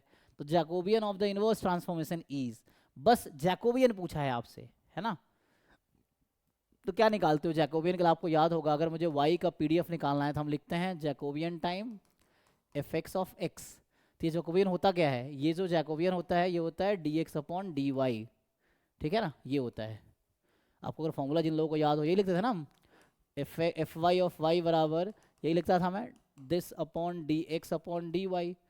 तो ये है जैकोबियन, यही है जैकोबियन। तो जैकोबियन है dx अपॉन dy। तो यहाँ से y बराबर x की पावर 4 है, तो x की वैल्यू y की पावर 1/4 है। क्या आप यहाँ से dx अपॉन dy निकाल सकते हैं? यही आंसर है, निकाल पाएंगे? तो आ जाएगा 1/4, इसका डेरिवेटिव करना है ना, y की पावर 1/4 माइनस 1, सो 1/4 y की पावर माइनस 3/4, यही हो ना, ये आंसर है। तो पहला वाला ही सही है, चेक कर लो। So Jacobian is this one, this is the Jacobian. Jacobian मतलब dx upon dy, one variable में, 2 वेरिएबल में डिटर्मिनेंट आता है। अगर आपको 2 वेरिएबल में याद हो, वहाँ जैकोबियन होता है जब 2 वेरिएबल का ट्रांसफॉर्मेशन कर रहे होते हैं हम।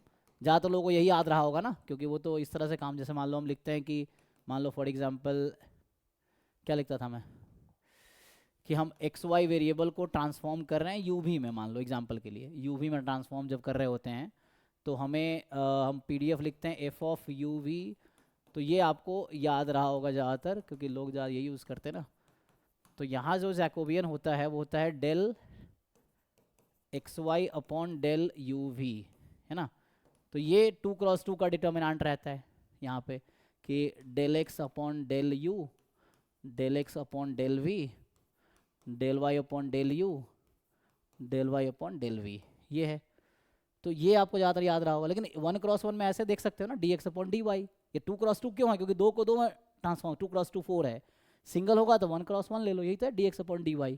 तो जब आप x को y में ट्रांसफॉर्म कर रहे हो तो जैकोबियन है determinant of dx upon dy, तो सिंगल है ना, तो dx अपॉन dy ये है। तो जब आप x को y में ले जा रहे हैं तो ये जैकोबियन होगा, एक्स वाई को यू भी मिला रहे हैं तो ये जैकोबियन है, ठीक।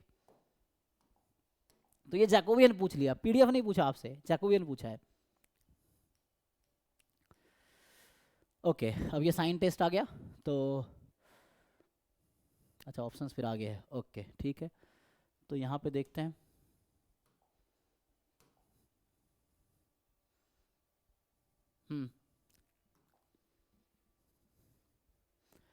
देखिए इसमें क्या कह रहा है। तो इसमें आपसे बोल रहा है कि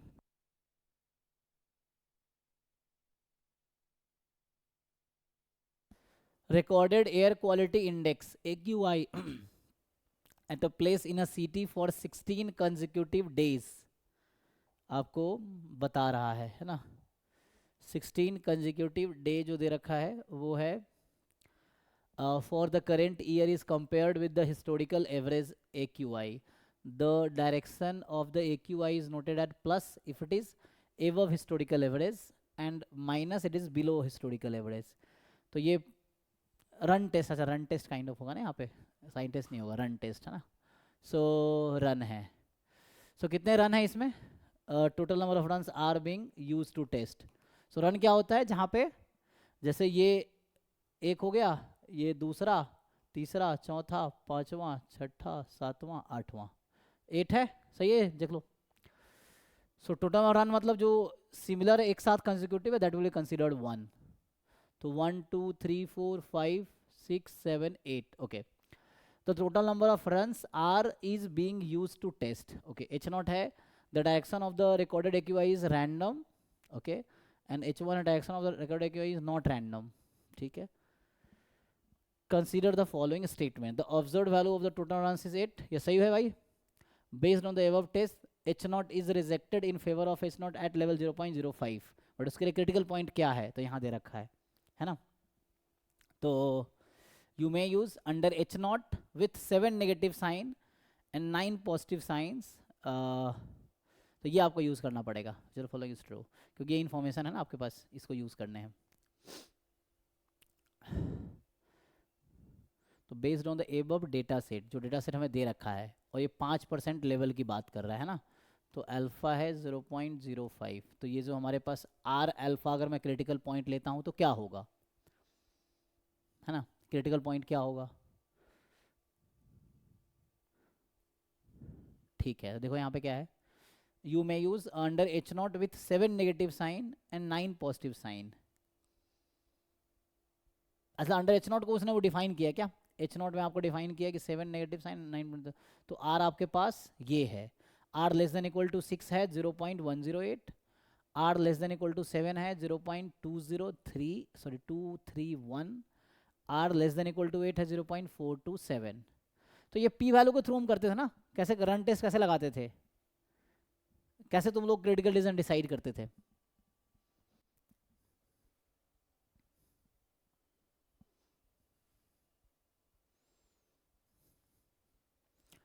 पूछा क्या है इसमें, तो एक तो ये इन्फॉर्मेशन और इन्फॉर्मेशन है ना, यही है। अच्छा पूछा है कौन सा ट्रू फॉल्स पूछा है, तो पहला तो ट्रू है, दूसरा हमें चेक करना पड़ेगा कि 5% लेवल ऑफ सिग्निफिकेंस है तो H0 रिजेक्ट होगा या एक्सेप्ट होगा H0, हाँ ये देखना है।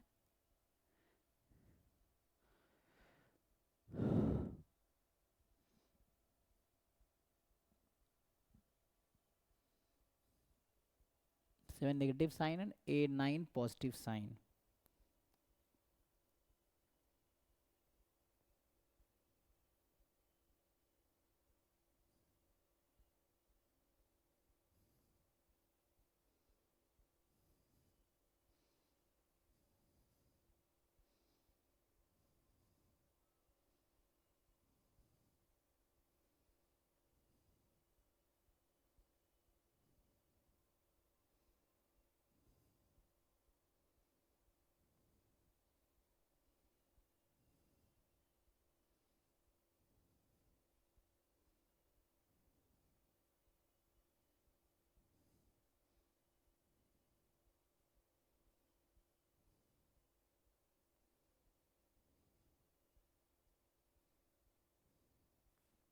बताओ भाई, हमने तो देखा था कि क्रिटिकल पॉइंट मुझे पता हो, है ना। तो हम लोग यहाँ पे मेनली जो देखेंगे कि जो मैं आर अल्फा ढूंढ रहा हूँ, क्योंकि हमने रिजेक्शन रीजन उसके अकॉर्डिंग डिसाइड करेंगे ना, reject H not accordingly decide होगा। तो ये तो जैसे मान लो ऐसा होगा, if r is less than equal to r alpha, kind of ऐसा ले लो। तो ये है, so what is that r alpha?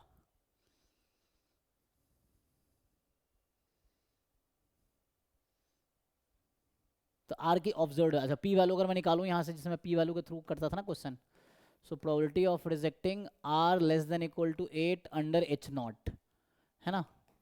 तो कितना है यहाँ पे अंडर एच नॉट, कितना दे रखा है यहाँ पे? तो ये 0.427, अब ये अंडर एच नॉट दे रखा है ना। तो under H not with 7 negative science and 9 positive science, उस तरह से कुछ कह रहा है ना।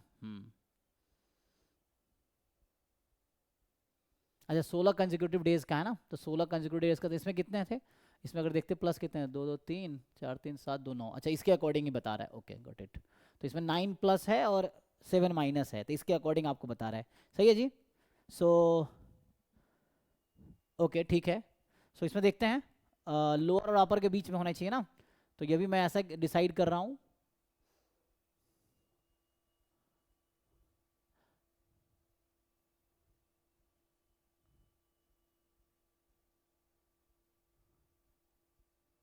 सो लोअर और अपर के बीच में होना चाहिए, आप ये कह रहा है ना। तो यहाँ पे थोड़ा सा मुझे वो हो रहा है दिखने में कि so what is the lower, less than equal to 7।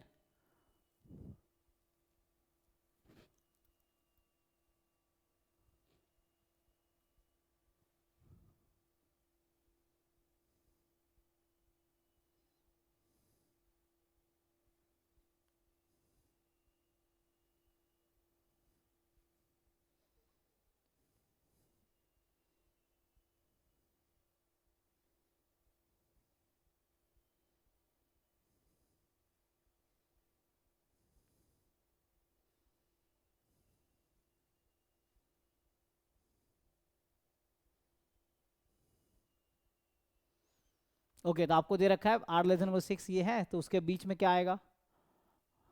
तो रिजेक्ट एच नॉट हो जाएगा। ओके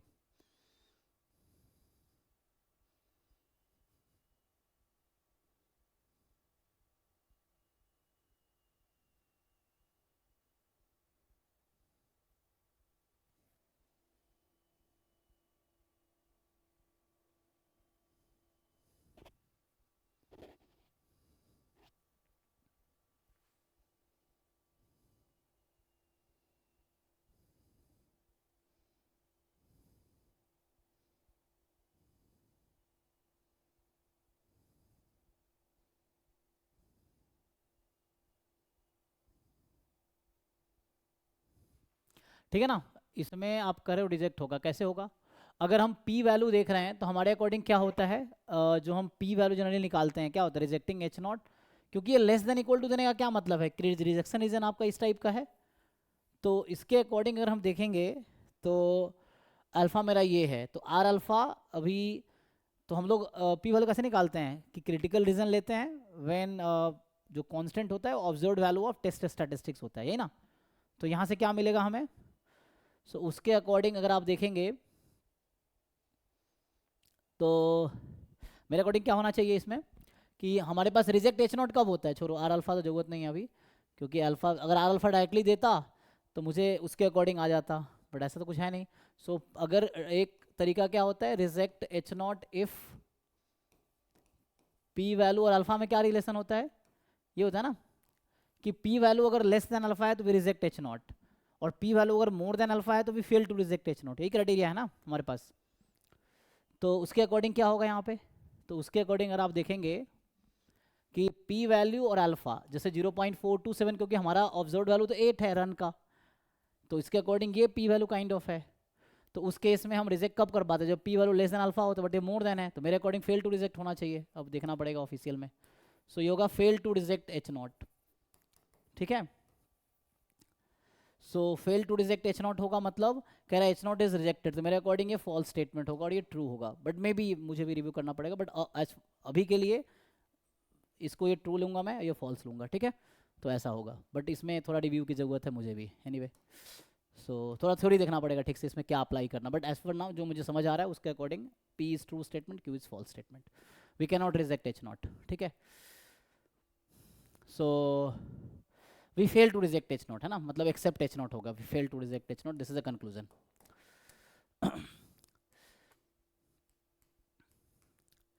अब आते हैं इसमें, ये क्या है, 12th क्वेश्चन।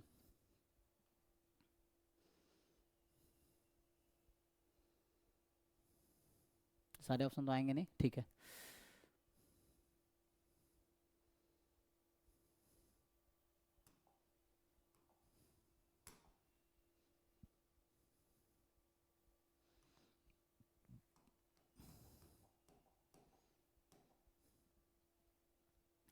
ओके देखो इसमें फोर्थ वाला रह गया, तो फोर्थ को अलग से इंपोर्ट कर ले।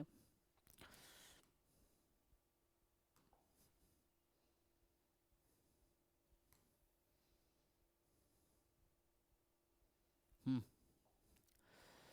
तो क्वेश्चन क्या कहना चाह रहा है कि यहाँ पे आपके पास की two different brands, namely brand A brand B of mobile batteries are tested and the following data on their life times in months are obtained। So brand A brand B, ठीक है, आपको डेटा दे रखा है, to different brand है A B mobile batteries का, tested and the following data on their life times in months are obtained। तो brand A के जो मोबाइल बैटरीज हैं, है ना, उसकी लाइफ टाइम है 27 मंथ, 28, 30, 32, 33, ठीक है। ब्रांड बी का उसके अकॉर्डिंग दे दिया। C V A C V B denote the simple coefficient of variation for brand A and brand B. तो कोइफिशिएंट ऑफ वेरिएशन का क्या फॉर्मूला था, C V was what, X bar upon, sorry, standard deviation upon mean, ठीक है ना। तो in general percentage में लेंगे तो इंटू 100 करेंगे, है ना। तो उसके अकॉर्डिंग आप देखेंगे तो स्टैंडर्ड डेविएशन अपॉन मीन ये फॉर्मूला आता है, ठीक है।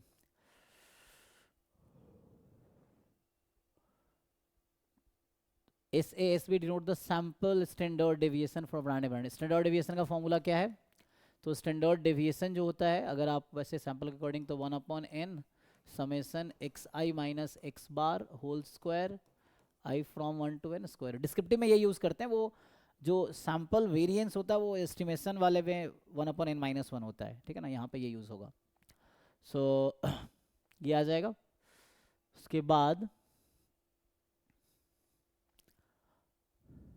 सर इसमें जो वेरिएंस है ना वो जरूर आता है दोनों को। अच्छा वेरिएंस जीरो आ जा रहा है, ओके देन तो स्टैंडर्ड डेविएशन जीरो ही आ जाएगा फिर, तो वैसा आएगा तो चेक करते हैं एक मिनट। तो वेरिएंस तो इसका स्क्वायर हो जाएगा ना, जो वेरिएंस है वो एस डी स्क्वायर, तो अलग अलग निकालना पड़ेगा ना, ए का अलग बी का अलग, काइंड ऑफ ऐसा है, x1 x2 x3 x4 x5 y1 y2 y3 y4 y5, दो डेटा मेरे पास है ना, ऐसा। तो ये तो यही है 1/n summation x i minus x बार का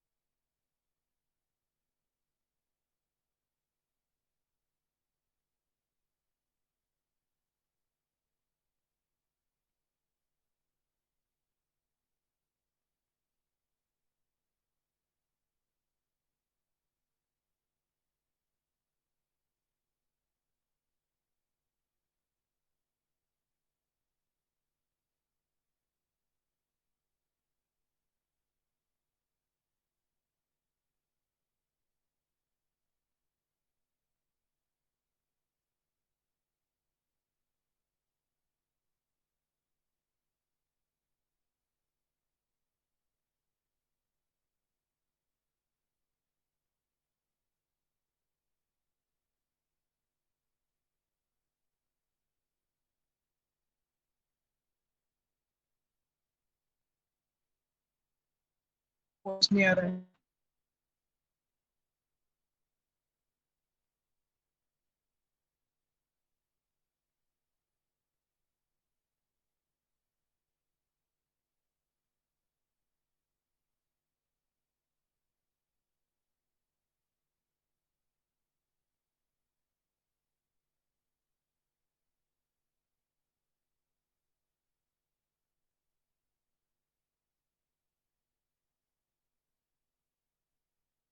तो हाँ,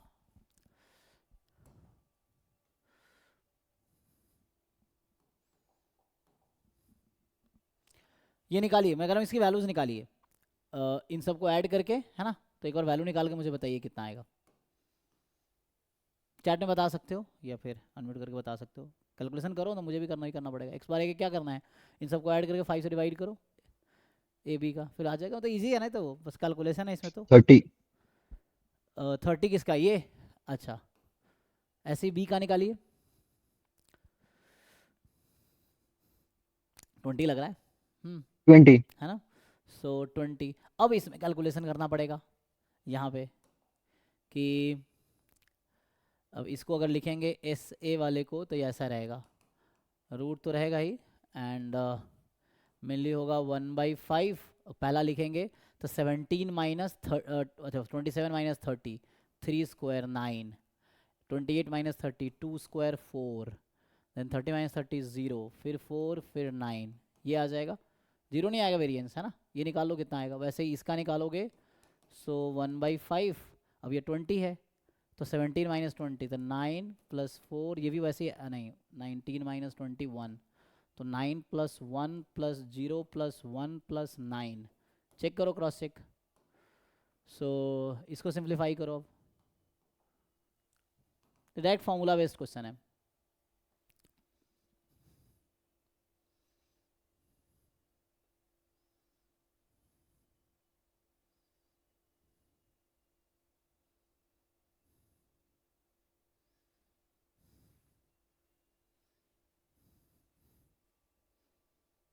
हम्म,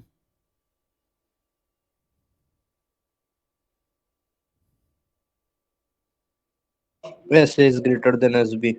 ठीक है ना, आ गया, ओके। तो आपका ये कंक्लूजन आपने निकाला कि s A is greater than S B, ठीक है। एक तो ये हो गया आपका, और बाकी बताइए।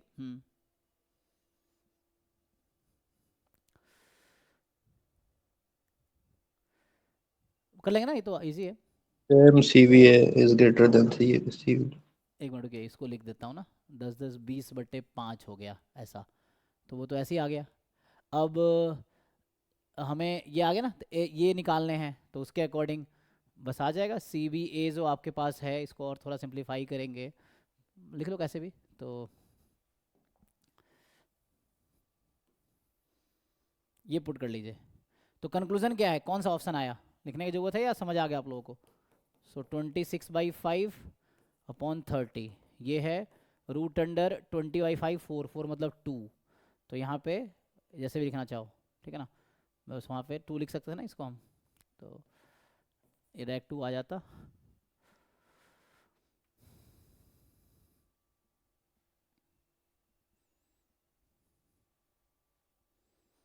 तो इसको लिख लो 2/20, तो 1/10 0.1, और ये डेसिमल में निकाल लो, काम इससे भी हो जाएगा। तो कौन सा ऑप्शन सही आया,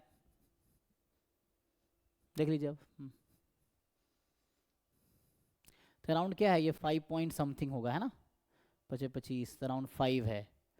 सो √5 2 point something and then upon 30।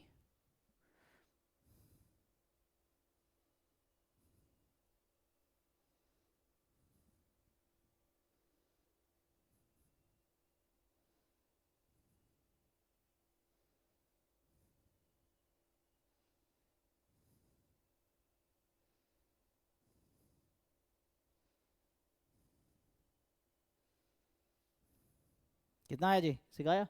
ये क्या आता है, 0.07 ऐसा कुछ, देख लो एक बारी। 0.076 ऐसा कुछ। तो सी बी ए ये जो है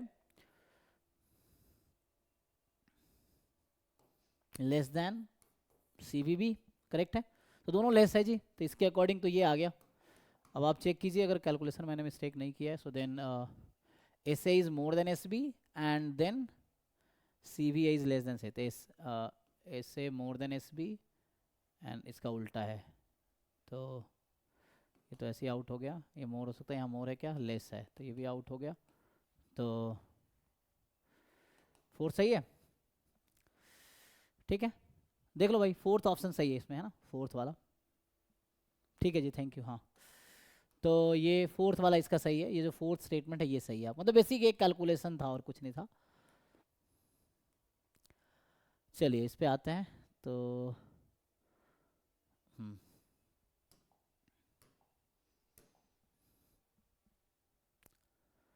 इसमें आपसे कह रहा है कि x1 x2 x3 x4 be a random sample of size 4 from chi-square m distribution। m कोई अननोन पैरामीटर है, तो टू टेस्ट तो है ना, m1 है अगेंस्ट m2 है, क्रिटिकल रीजन आपको दे रखा है। Okay, being used if alpha beta denote the probability of type 1 type 2 error, करने की जरूरत है, सिंपल डेफिनेशन से हो जाएगा, बताओ करूँ तो ये डेफिनेशन बेस्ड है ना, तो देखिए इसको करते हैं। अब ये पर्सन टू पर्सन वैरी करता है ना, कुछ को मुश्किल लगेगा कुछ को आसान लगेगा। तो हमें बता रखा है कि reject h not if summation x I from 1 to 4 this is more than 6। ठीक है, और ये रैंडम सैंपल है तो मतलब IID है, तो काई स्क्वायर m ईच है, तो ये समेसन एक्स आई को अगर t नाम दे दूं मैं, तो ये क्या हो जाएगा, chi square 4m degree of freedom, देख लीजिए। सो ऐड हो जाएगा डिग्री ऑफ फ्रीडम, इंडिपेंडेंट है ही, ठीक है।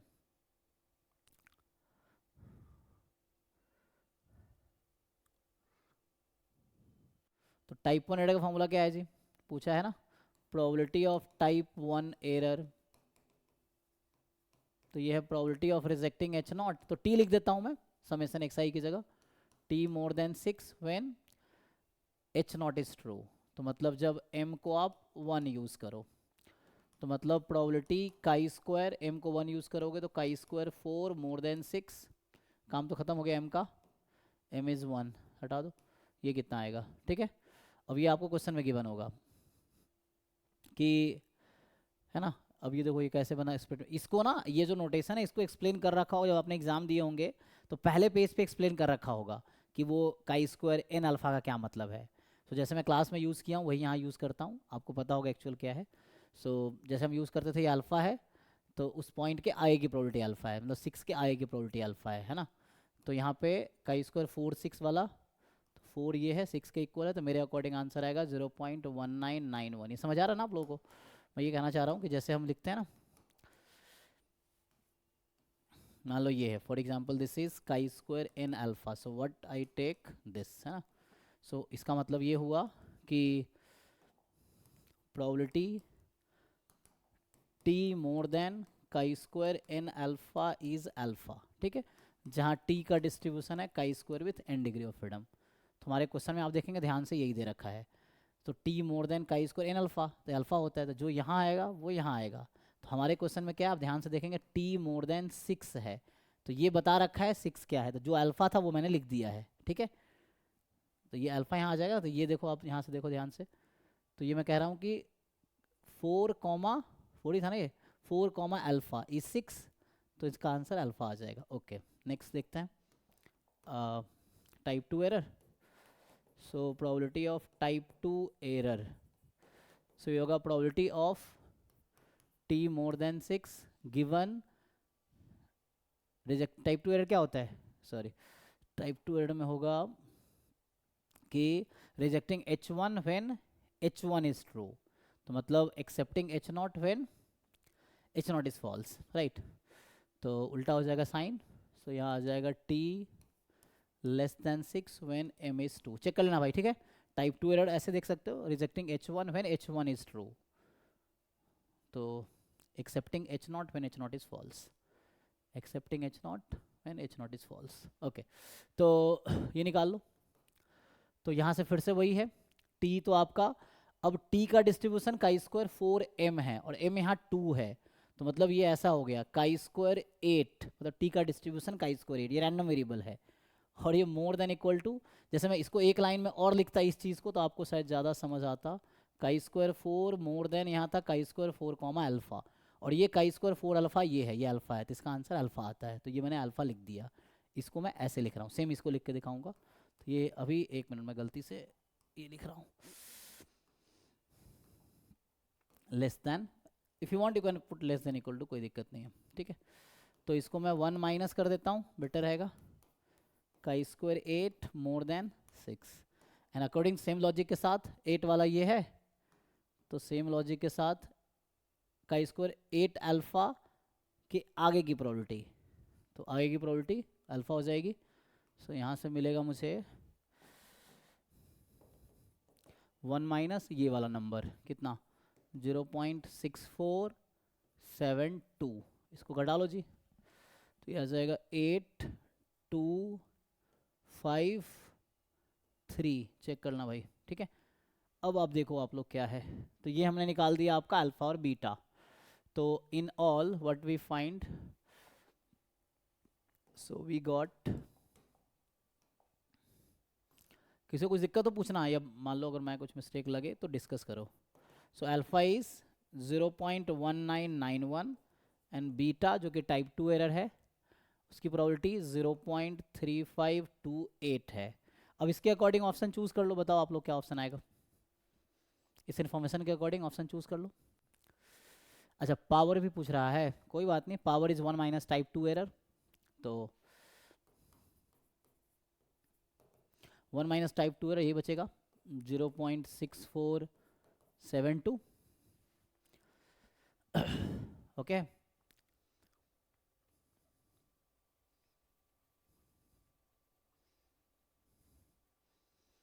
तो पूछा क्या था हमसे, ट्रू ना, हमसे ट्रू वाला पूछा है। So, कौन सा ट्रू है, तो पावर तो इसका 0.5 से बाहर चला गया, अल्फ़ा 0.20 से ज़्यादा है नहीं, कम है। अब ये 3/4 अल्फ़ा प्लस 1/4 बीटा इसमें होगा, चेक कर लो भाई, ये लेस होगा, तो यही लग रहा है सही है, ठीक है। तो डन, देख लीजिए, कुछ कन्फ्यूजन है तो पूछिए।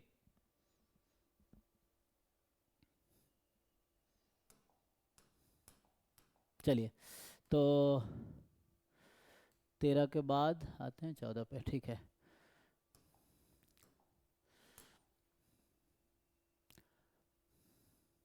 तो ये तो आप बहुत आसानी से कर लेंगे, देख लीजिए, ये mxt जो है, so you know every mgf determine unique distribution, तो e की पावर लैम्डा e की power t minus 1 if and only if x has Poisson lambda distribution, correct.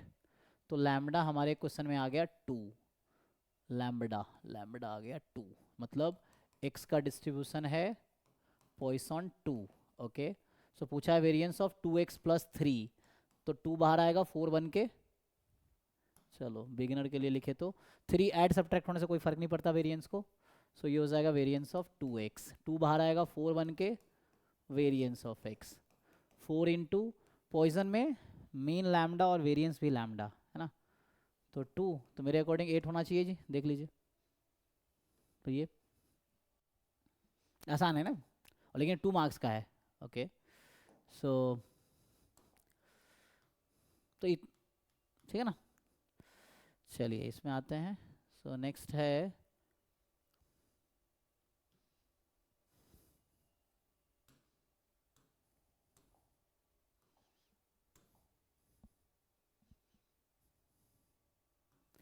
ये आपको कह रहा है कि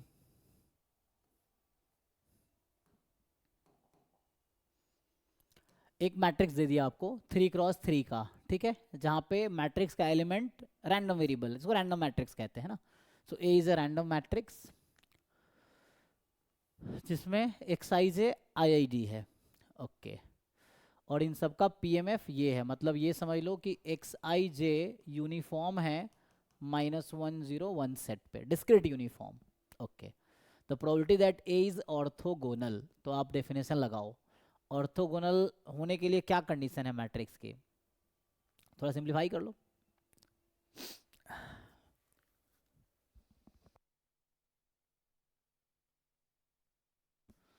कोई बताओ मुझे, ए ऑर्थोगोनल का डेफिनेशन क्या है, कोई मैट्रिक्स ऑर्थोगोनल होने का क्या मतलब है, प्रोबेबिलिटी क्या होगा जी, किसको पता होगा, ए इंटू ए ट्रांसपोज आई, है ना। तो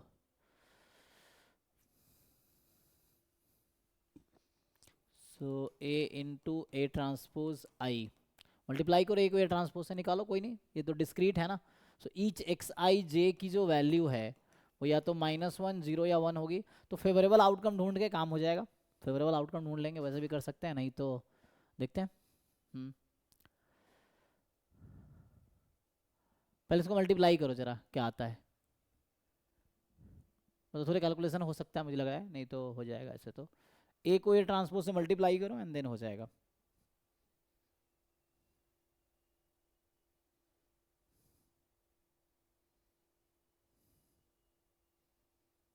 थोड़ा कैलकुलेशन लग रहा है इसमें, होगा नहीं।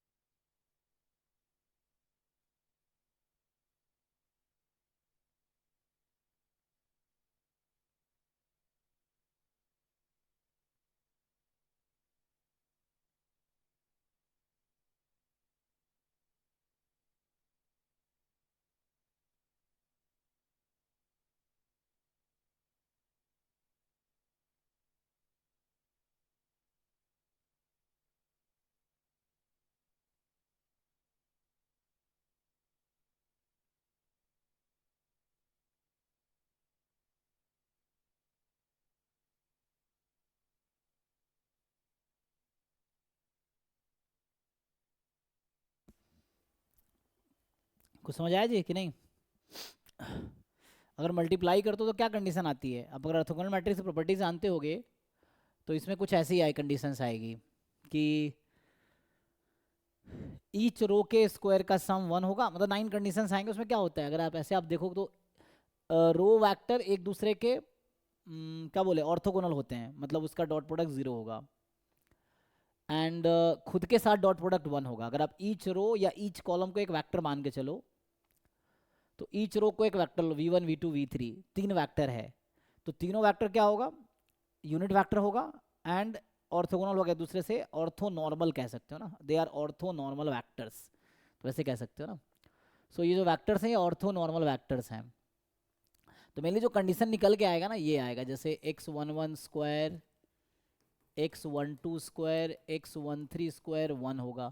Same for the other row, x21 square x22 square x23 square 1 होगा, x31 square x32 square x33 square 1 होगा।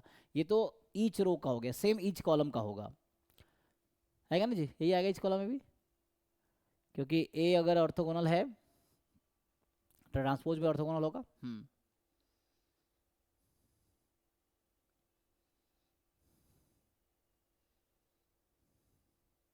ठीक है,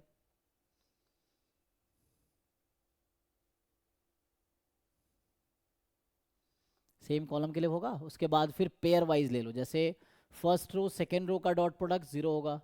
तो वैसे करने में लेंदी पड़ेगा, तो हमें कोई वैसे ही काउंटिंग प्रिंसिपल यूज करना होगा। मतलब आप काउंट कर लो सिंपली, ठीक है ना। ये रो के साथ हो रहा है, यही कॉलम के साथ भी हो रहा है, तो मैं रो वाइज ही सोचते हैं अभी, ठीक है।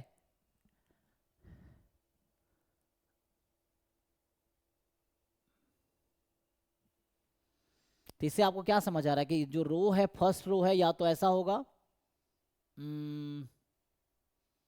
मतलब कहने का मतलब ये है कि जैसे 1 0 0, अब इसका परम्यूटेशन ले लो, ये चल सकता है। -1 0 0, इसका परम्यूटेशन ले लो, चल सकता है, ये ना। तो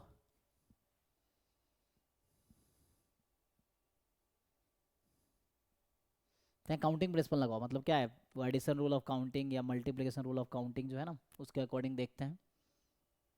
और ईच एक्सरसाइज है कि 3 ही पॉसिबिलिटी है, या तो -1 0 या 1 हो सकती है, तो यही है। अच्छा टोटल, अच्छा ये बताऊं कि ऐसे कितने मैट्रिक्स बनेंगे, पहले बताओ सैंपल स्पेस में कितने एलिमेंट है। अगर हम ये देखें कि how many such matrix can be formed using this, तो total number of such matrix sample space में कितने एलिमेंट, ये ओमेगा में सैंपल स्पेस के लिए यूज कर रहा हूँ।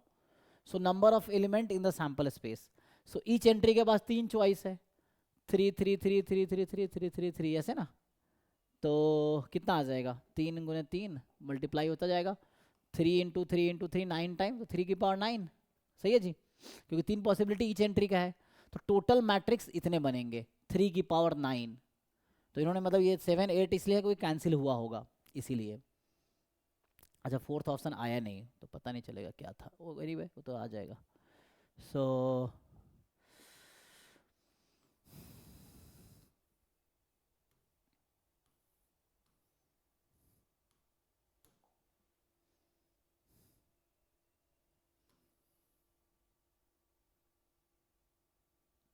ठीक है ना।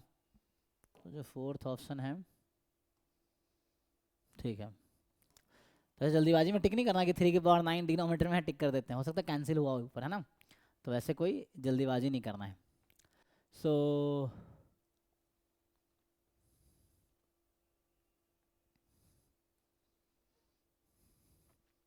ठीक है ना। तो ईच रो जो है इस फॉर्म का होगा, इसके सारे परमुटेशन होंगे। और मैं लिखूं जैसे तो ऐसा हो सकता है ना कि 0 1 0 0 0 1, ऐसा पॉसिबिलिटी है, या वही 0 -1 0 0 0 -1, इस तरह से है। लेकिन ध्यान ये भी रखना है, ये रो के लिए लिखा हूँ, सेम कॉलम के लिए होगा, कॉलम के एलिमेंट्स के स्क्वायर का सम 1 होगा, तो कॉलम भी इसी फॉर्म में होगा, रो भी इस फॉर्म में होगा, कॉलम टोटल इतने बनेंगे। अब इसमें से काउंट करना है कितने ऐसा होगा।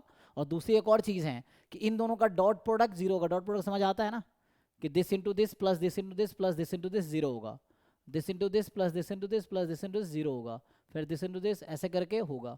तो इस तरह सोचना पड़ेगा, थोड़ा सा दिमाग है ना, काउंटिंग आपको ठीक से करनी पड़ेगी। तो देखो ट्राई करके देखते हैं। तो मतलब ये 6 पॉसिबिलिटी है फॉर ईच कॉलम या ईच रो, यही पॉसिबिलिटी है, इसके अलावा तो नहीं हो सकता ना जी। ईच रो इन्हीं 6 में से एक होगा। अच्छा मान लो जैसे पहला रो ये है, अगर मैं बोलूँ कि ये पहला रो है, तो अब दूसरे रो में इस टाइप का आ सकता है, मतलब ये 3 मिलके एक मैट्रिक्स बनाएगा, वो ऑर्थोगोनल होगा। ये 3 मिलके एक मैट्रिक्स बनाएगा, वो ऑर्थोगोनल होगा। अब इनमें से अगर आप मिक्स कर लो, काइंड ऑफ मैं ये लूँ फिर ये लूँ फिर ये लूँ, इस तरह से, तो हो जाएगा। इसके साथ इसको दोनों लूँ तो हो जाएगा। तो ऐसे काउंट करने पड़ेंगे।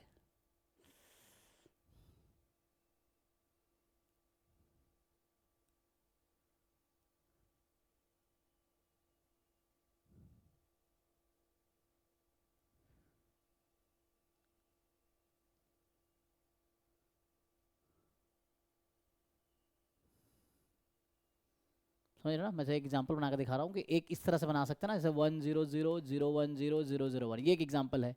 ऐसे जो बनाएंगे तो काउंट करना पड़ेगा हमें, जैसे -1 0 0 0 1 0 0 0 1, ये वर्क करेगा, ठीक है। तो 1 को +-1 कर दो, कोई दिक्कत नहीं। मैं आपको ऐसे समझाऊं कि यहाँ प्लस या -1 ले लो, प्लस या -1 ले लो, प्लस -1 ले लो, it will work, there is no problem, इस तरह से वर्क करेगा। तो इस तरह का ही एग्जाम्पल बनाना पड़ेगा। या इसको आप परम्यूट करो, तो इसको हम परम्यूट कराए कितने बना सकते हैं ये बताओ। अभी पता है कितने मैट्रिक्स मेरे पास है, 2 × 2 × 2, इसके अंदर 8 मैट्रिक्स लिखे हुए हैं, मतलब एक मैट्रिक्स दिख रहा है ना, इसके अंदर टोटल 8 मैट्रिक्स है इसके अंदर 8 मैट्रिक्स, मतलब कैसे ना, एक है 1 1 1 1 1 माइनस 1 है ना, फिर 1 माइनस 1 माइनस 1, फिर 1 है ना, मतलब क्वाइन वाला केस है ना, ईच पे 2, तो इसके अंदर 8 मैट्रिक्स है टोटल।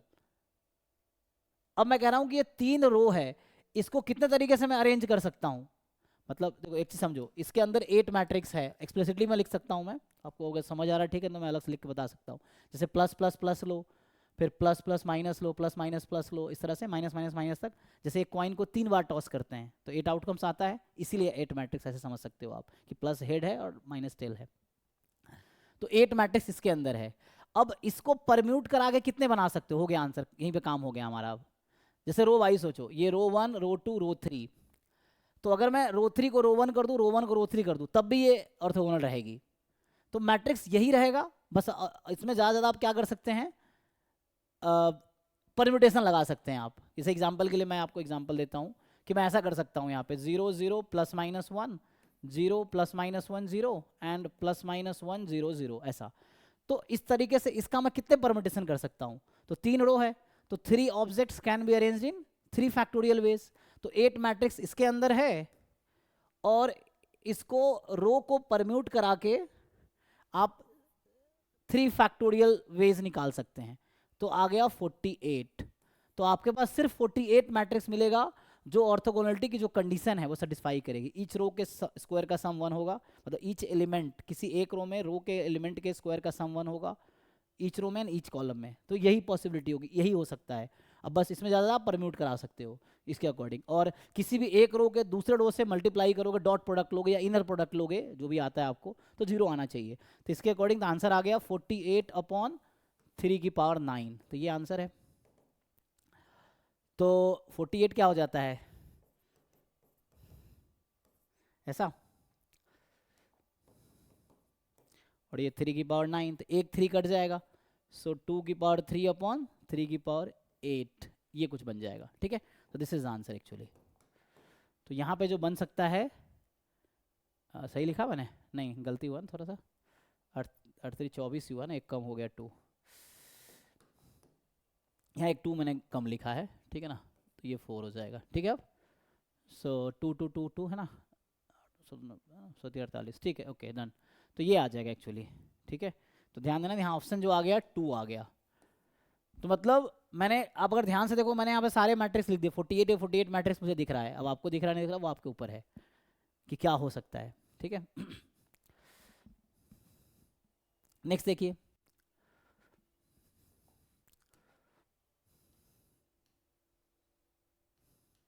तो इसमें क्या है, मैथमेटिक्स और स्टैटिस्टिक्स के कॉन्सेप्ट को मिक्स कर दिया उन्होंने, है ना, ये कर दिया।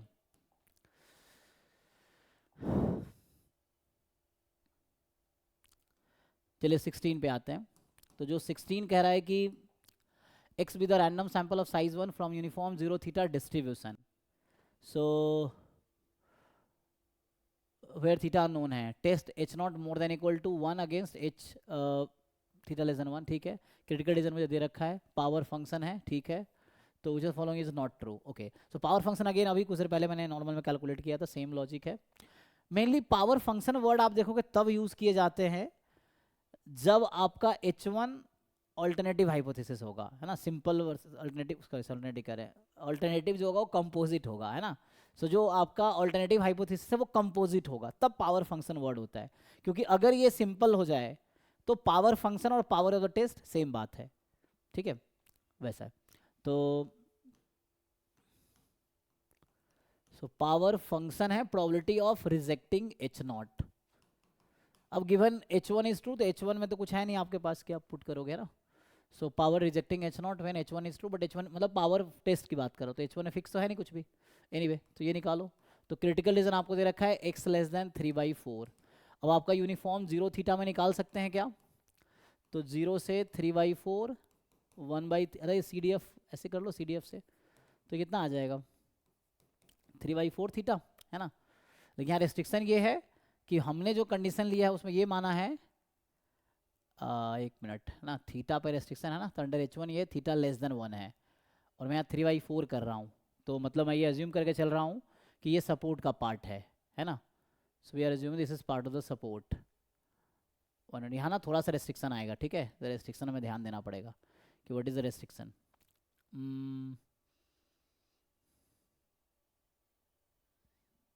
ये कब आंसर होगा, जब मैं ये मान रहा हूँ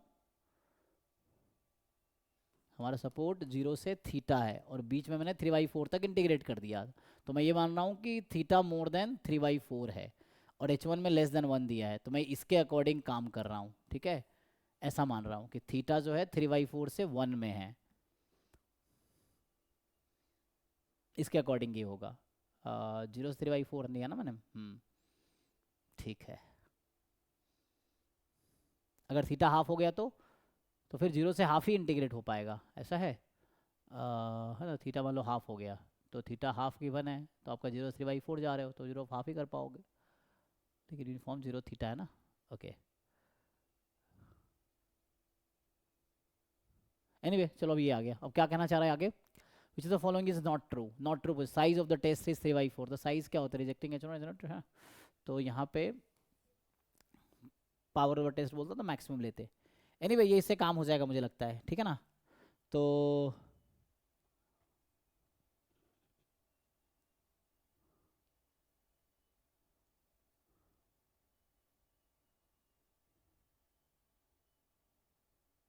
नॉट ट्रू पूछा है ना, थोड़े से रेस्ट्रिक्शन है यहाँ पे। ये जो है साइज 3/4 होगा ये कुछ थीटा इक्वल टू 1 के लिए। थीटा इज इक्वल टू 1 के लिए 3/4 तो हो जाएगा ना, हो जाएगा हाँ। बीटा क्या है यहाँ पे, इसमें बीटा क्या लिखा, पावर फंक्शन ना। ओके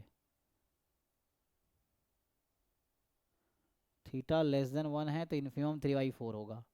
थीटा लेस देन 1 हाँ, तो इन्फिमम 3/4 हो जाएगा। तो थीटा क्या है यहाँ पे, थीटा वो है ना, क्या बोलते हैं उसे, डिनोमिनेटर में है। थीटा जितनी बढ़ाएंगे वैल्यू उतनी घटेगी, तो इन्फिमम लेना है थीटा को, मतलब थीटा को मैक्सिमाइज करना है। थीटा को मैक्सिमम 1 ले सकते 3/4, तो ये तो ट्रू दिख रहा है ना। Size of test, size of test क्या होगा, rejecting h0 when h0 is true. तो h0 में थीटा और मैक्सिमाइज करेंगे तो ये भी ट्रू आ गया। आपको पता ना, जो साइज का डेफिनेशन लिखेंगे तो यहाँ पे आपको लेना पड़ेगा maximum value of probability of rejecting h0 when h0 is true, ठीक है। तो ये आपका 3/4 ही आ जाएगा। तो ये दोनों ट्रू स्टेटमेंट आ गया। अब फॉल्स इनमें से कोई एक होगा। तो कह रहा है कोई भी थीटा ले लो मोर देन 0, पावर आपका लेस देन 1 ही होगी। तो पावर तो प्रोबेबिलिटी है ना, प्रोबेबिलिटी 1 से ज़्यादा हो सकती है क्या, मतलब प्रोबेबिलिटी 1 से ज़्यादा तो नहीं हो सकती ना।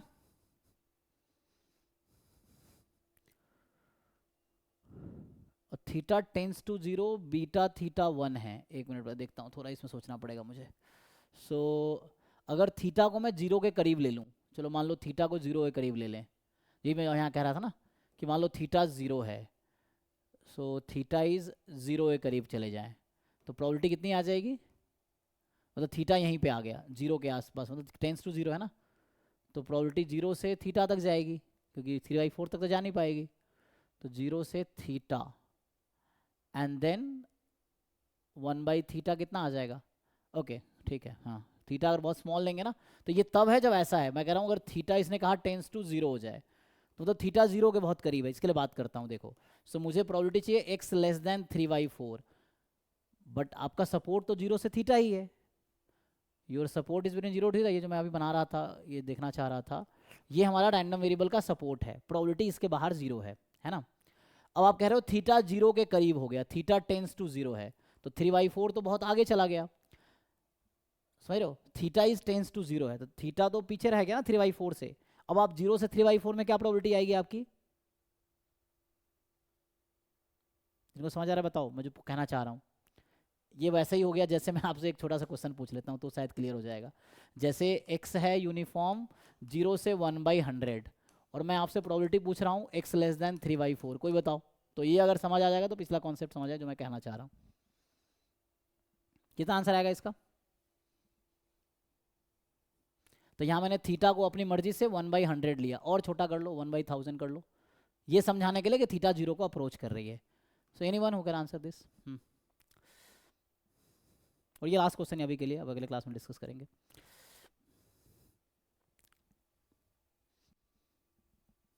0.001 मतलब this zero is zero zero हाँ ये नंबर आ जाएगा ना 1/1000, है ना। तो सेम लॉजिक हमारा वहाँ है, जैसे हमें बोला गया x यूनिफॉर्म 0 थीटा है और वो कह रहा है थीटा टेंस टू 0 ऑप्शन 4 में। अब देखिए वो कह रहा है थीटा टेंस टू 0 है फोर्थ में, ठीक है। तो वही लॉजिक यहाँ पे भी है, थीटा टेंस टू 0 है तो हमें निकालना है probability x less then 3/4। This is a power function. तो ये कितना आएगा? 3/4 ही नहीं, ध्यान से देखो, यहाँ 3/4 था, 3/4 तो नहीं आया, कितना आएगा? थीटा 0 के करीब है, थीटा टेंस टू 0, यहाँ भी थीटा टेंस टू 0 ही था, समझाने के लिए कि थीटा बहुत स्मॉल है, यहाँ थीटा आएगा, ठीक है। ओके एनीवे थीटा आएगा वो, अच्छा सॉरी 1 आ जाएगा ना, पीडीएफ करेंगे तो। यहाँ भी तुमने गलती किया है शायद, बाकी लोग बताओ ये सही आंसर है? यहाँ भी मिस्टेक है।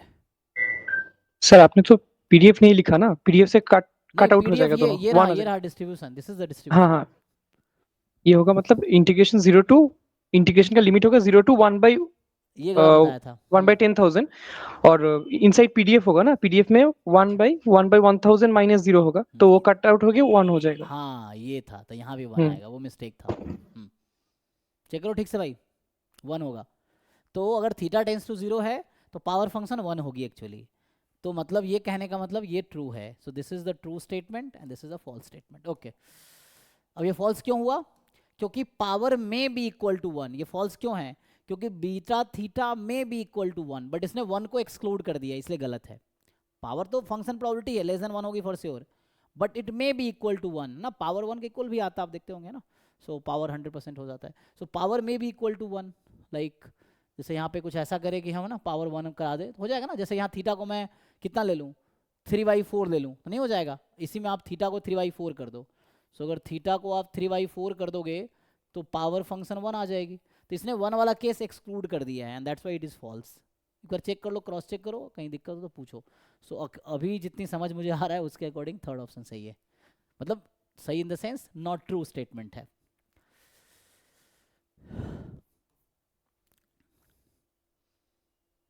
ओके जी, तो अभी हम सिर्फ 16 क्वेश्चन डिस्कस कर पाए हैं। अभी तो डाउट क्लास का टाइम है जिसको मैं एक्सटेंड कर सकता हूँ, बट एक क्लास और देते हैं। तो जब जिन लोगों को डिस्कशन करना हो बता देना।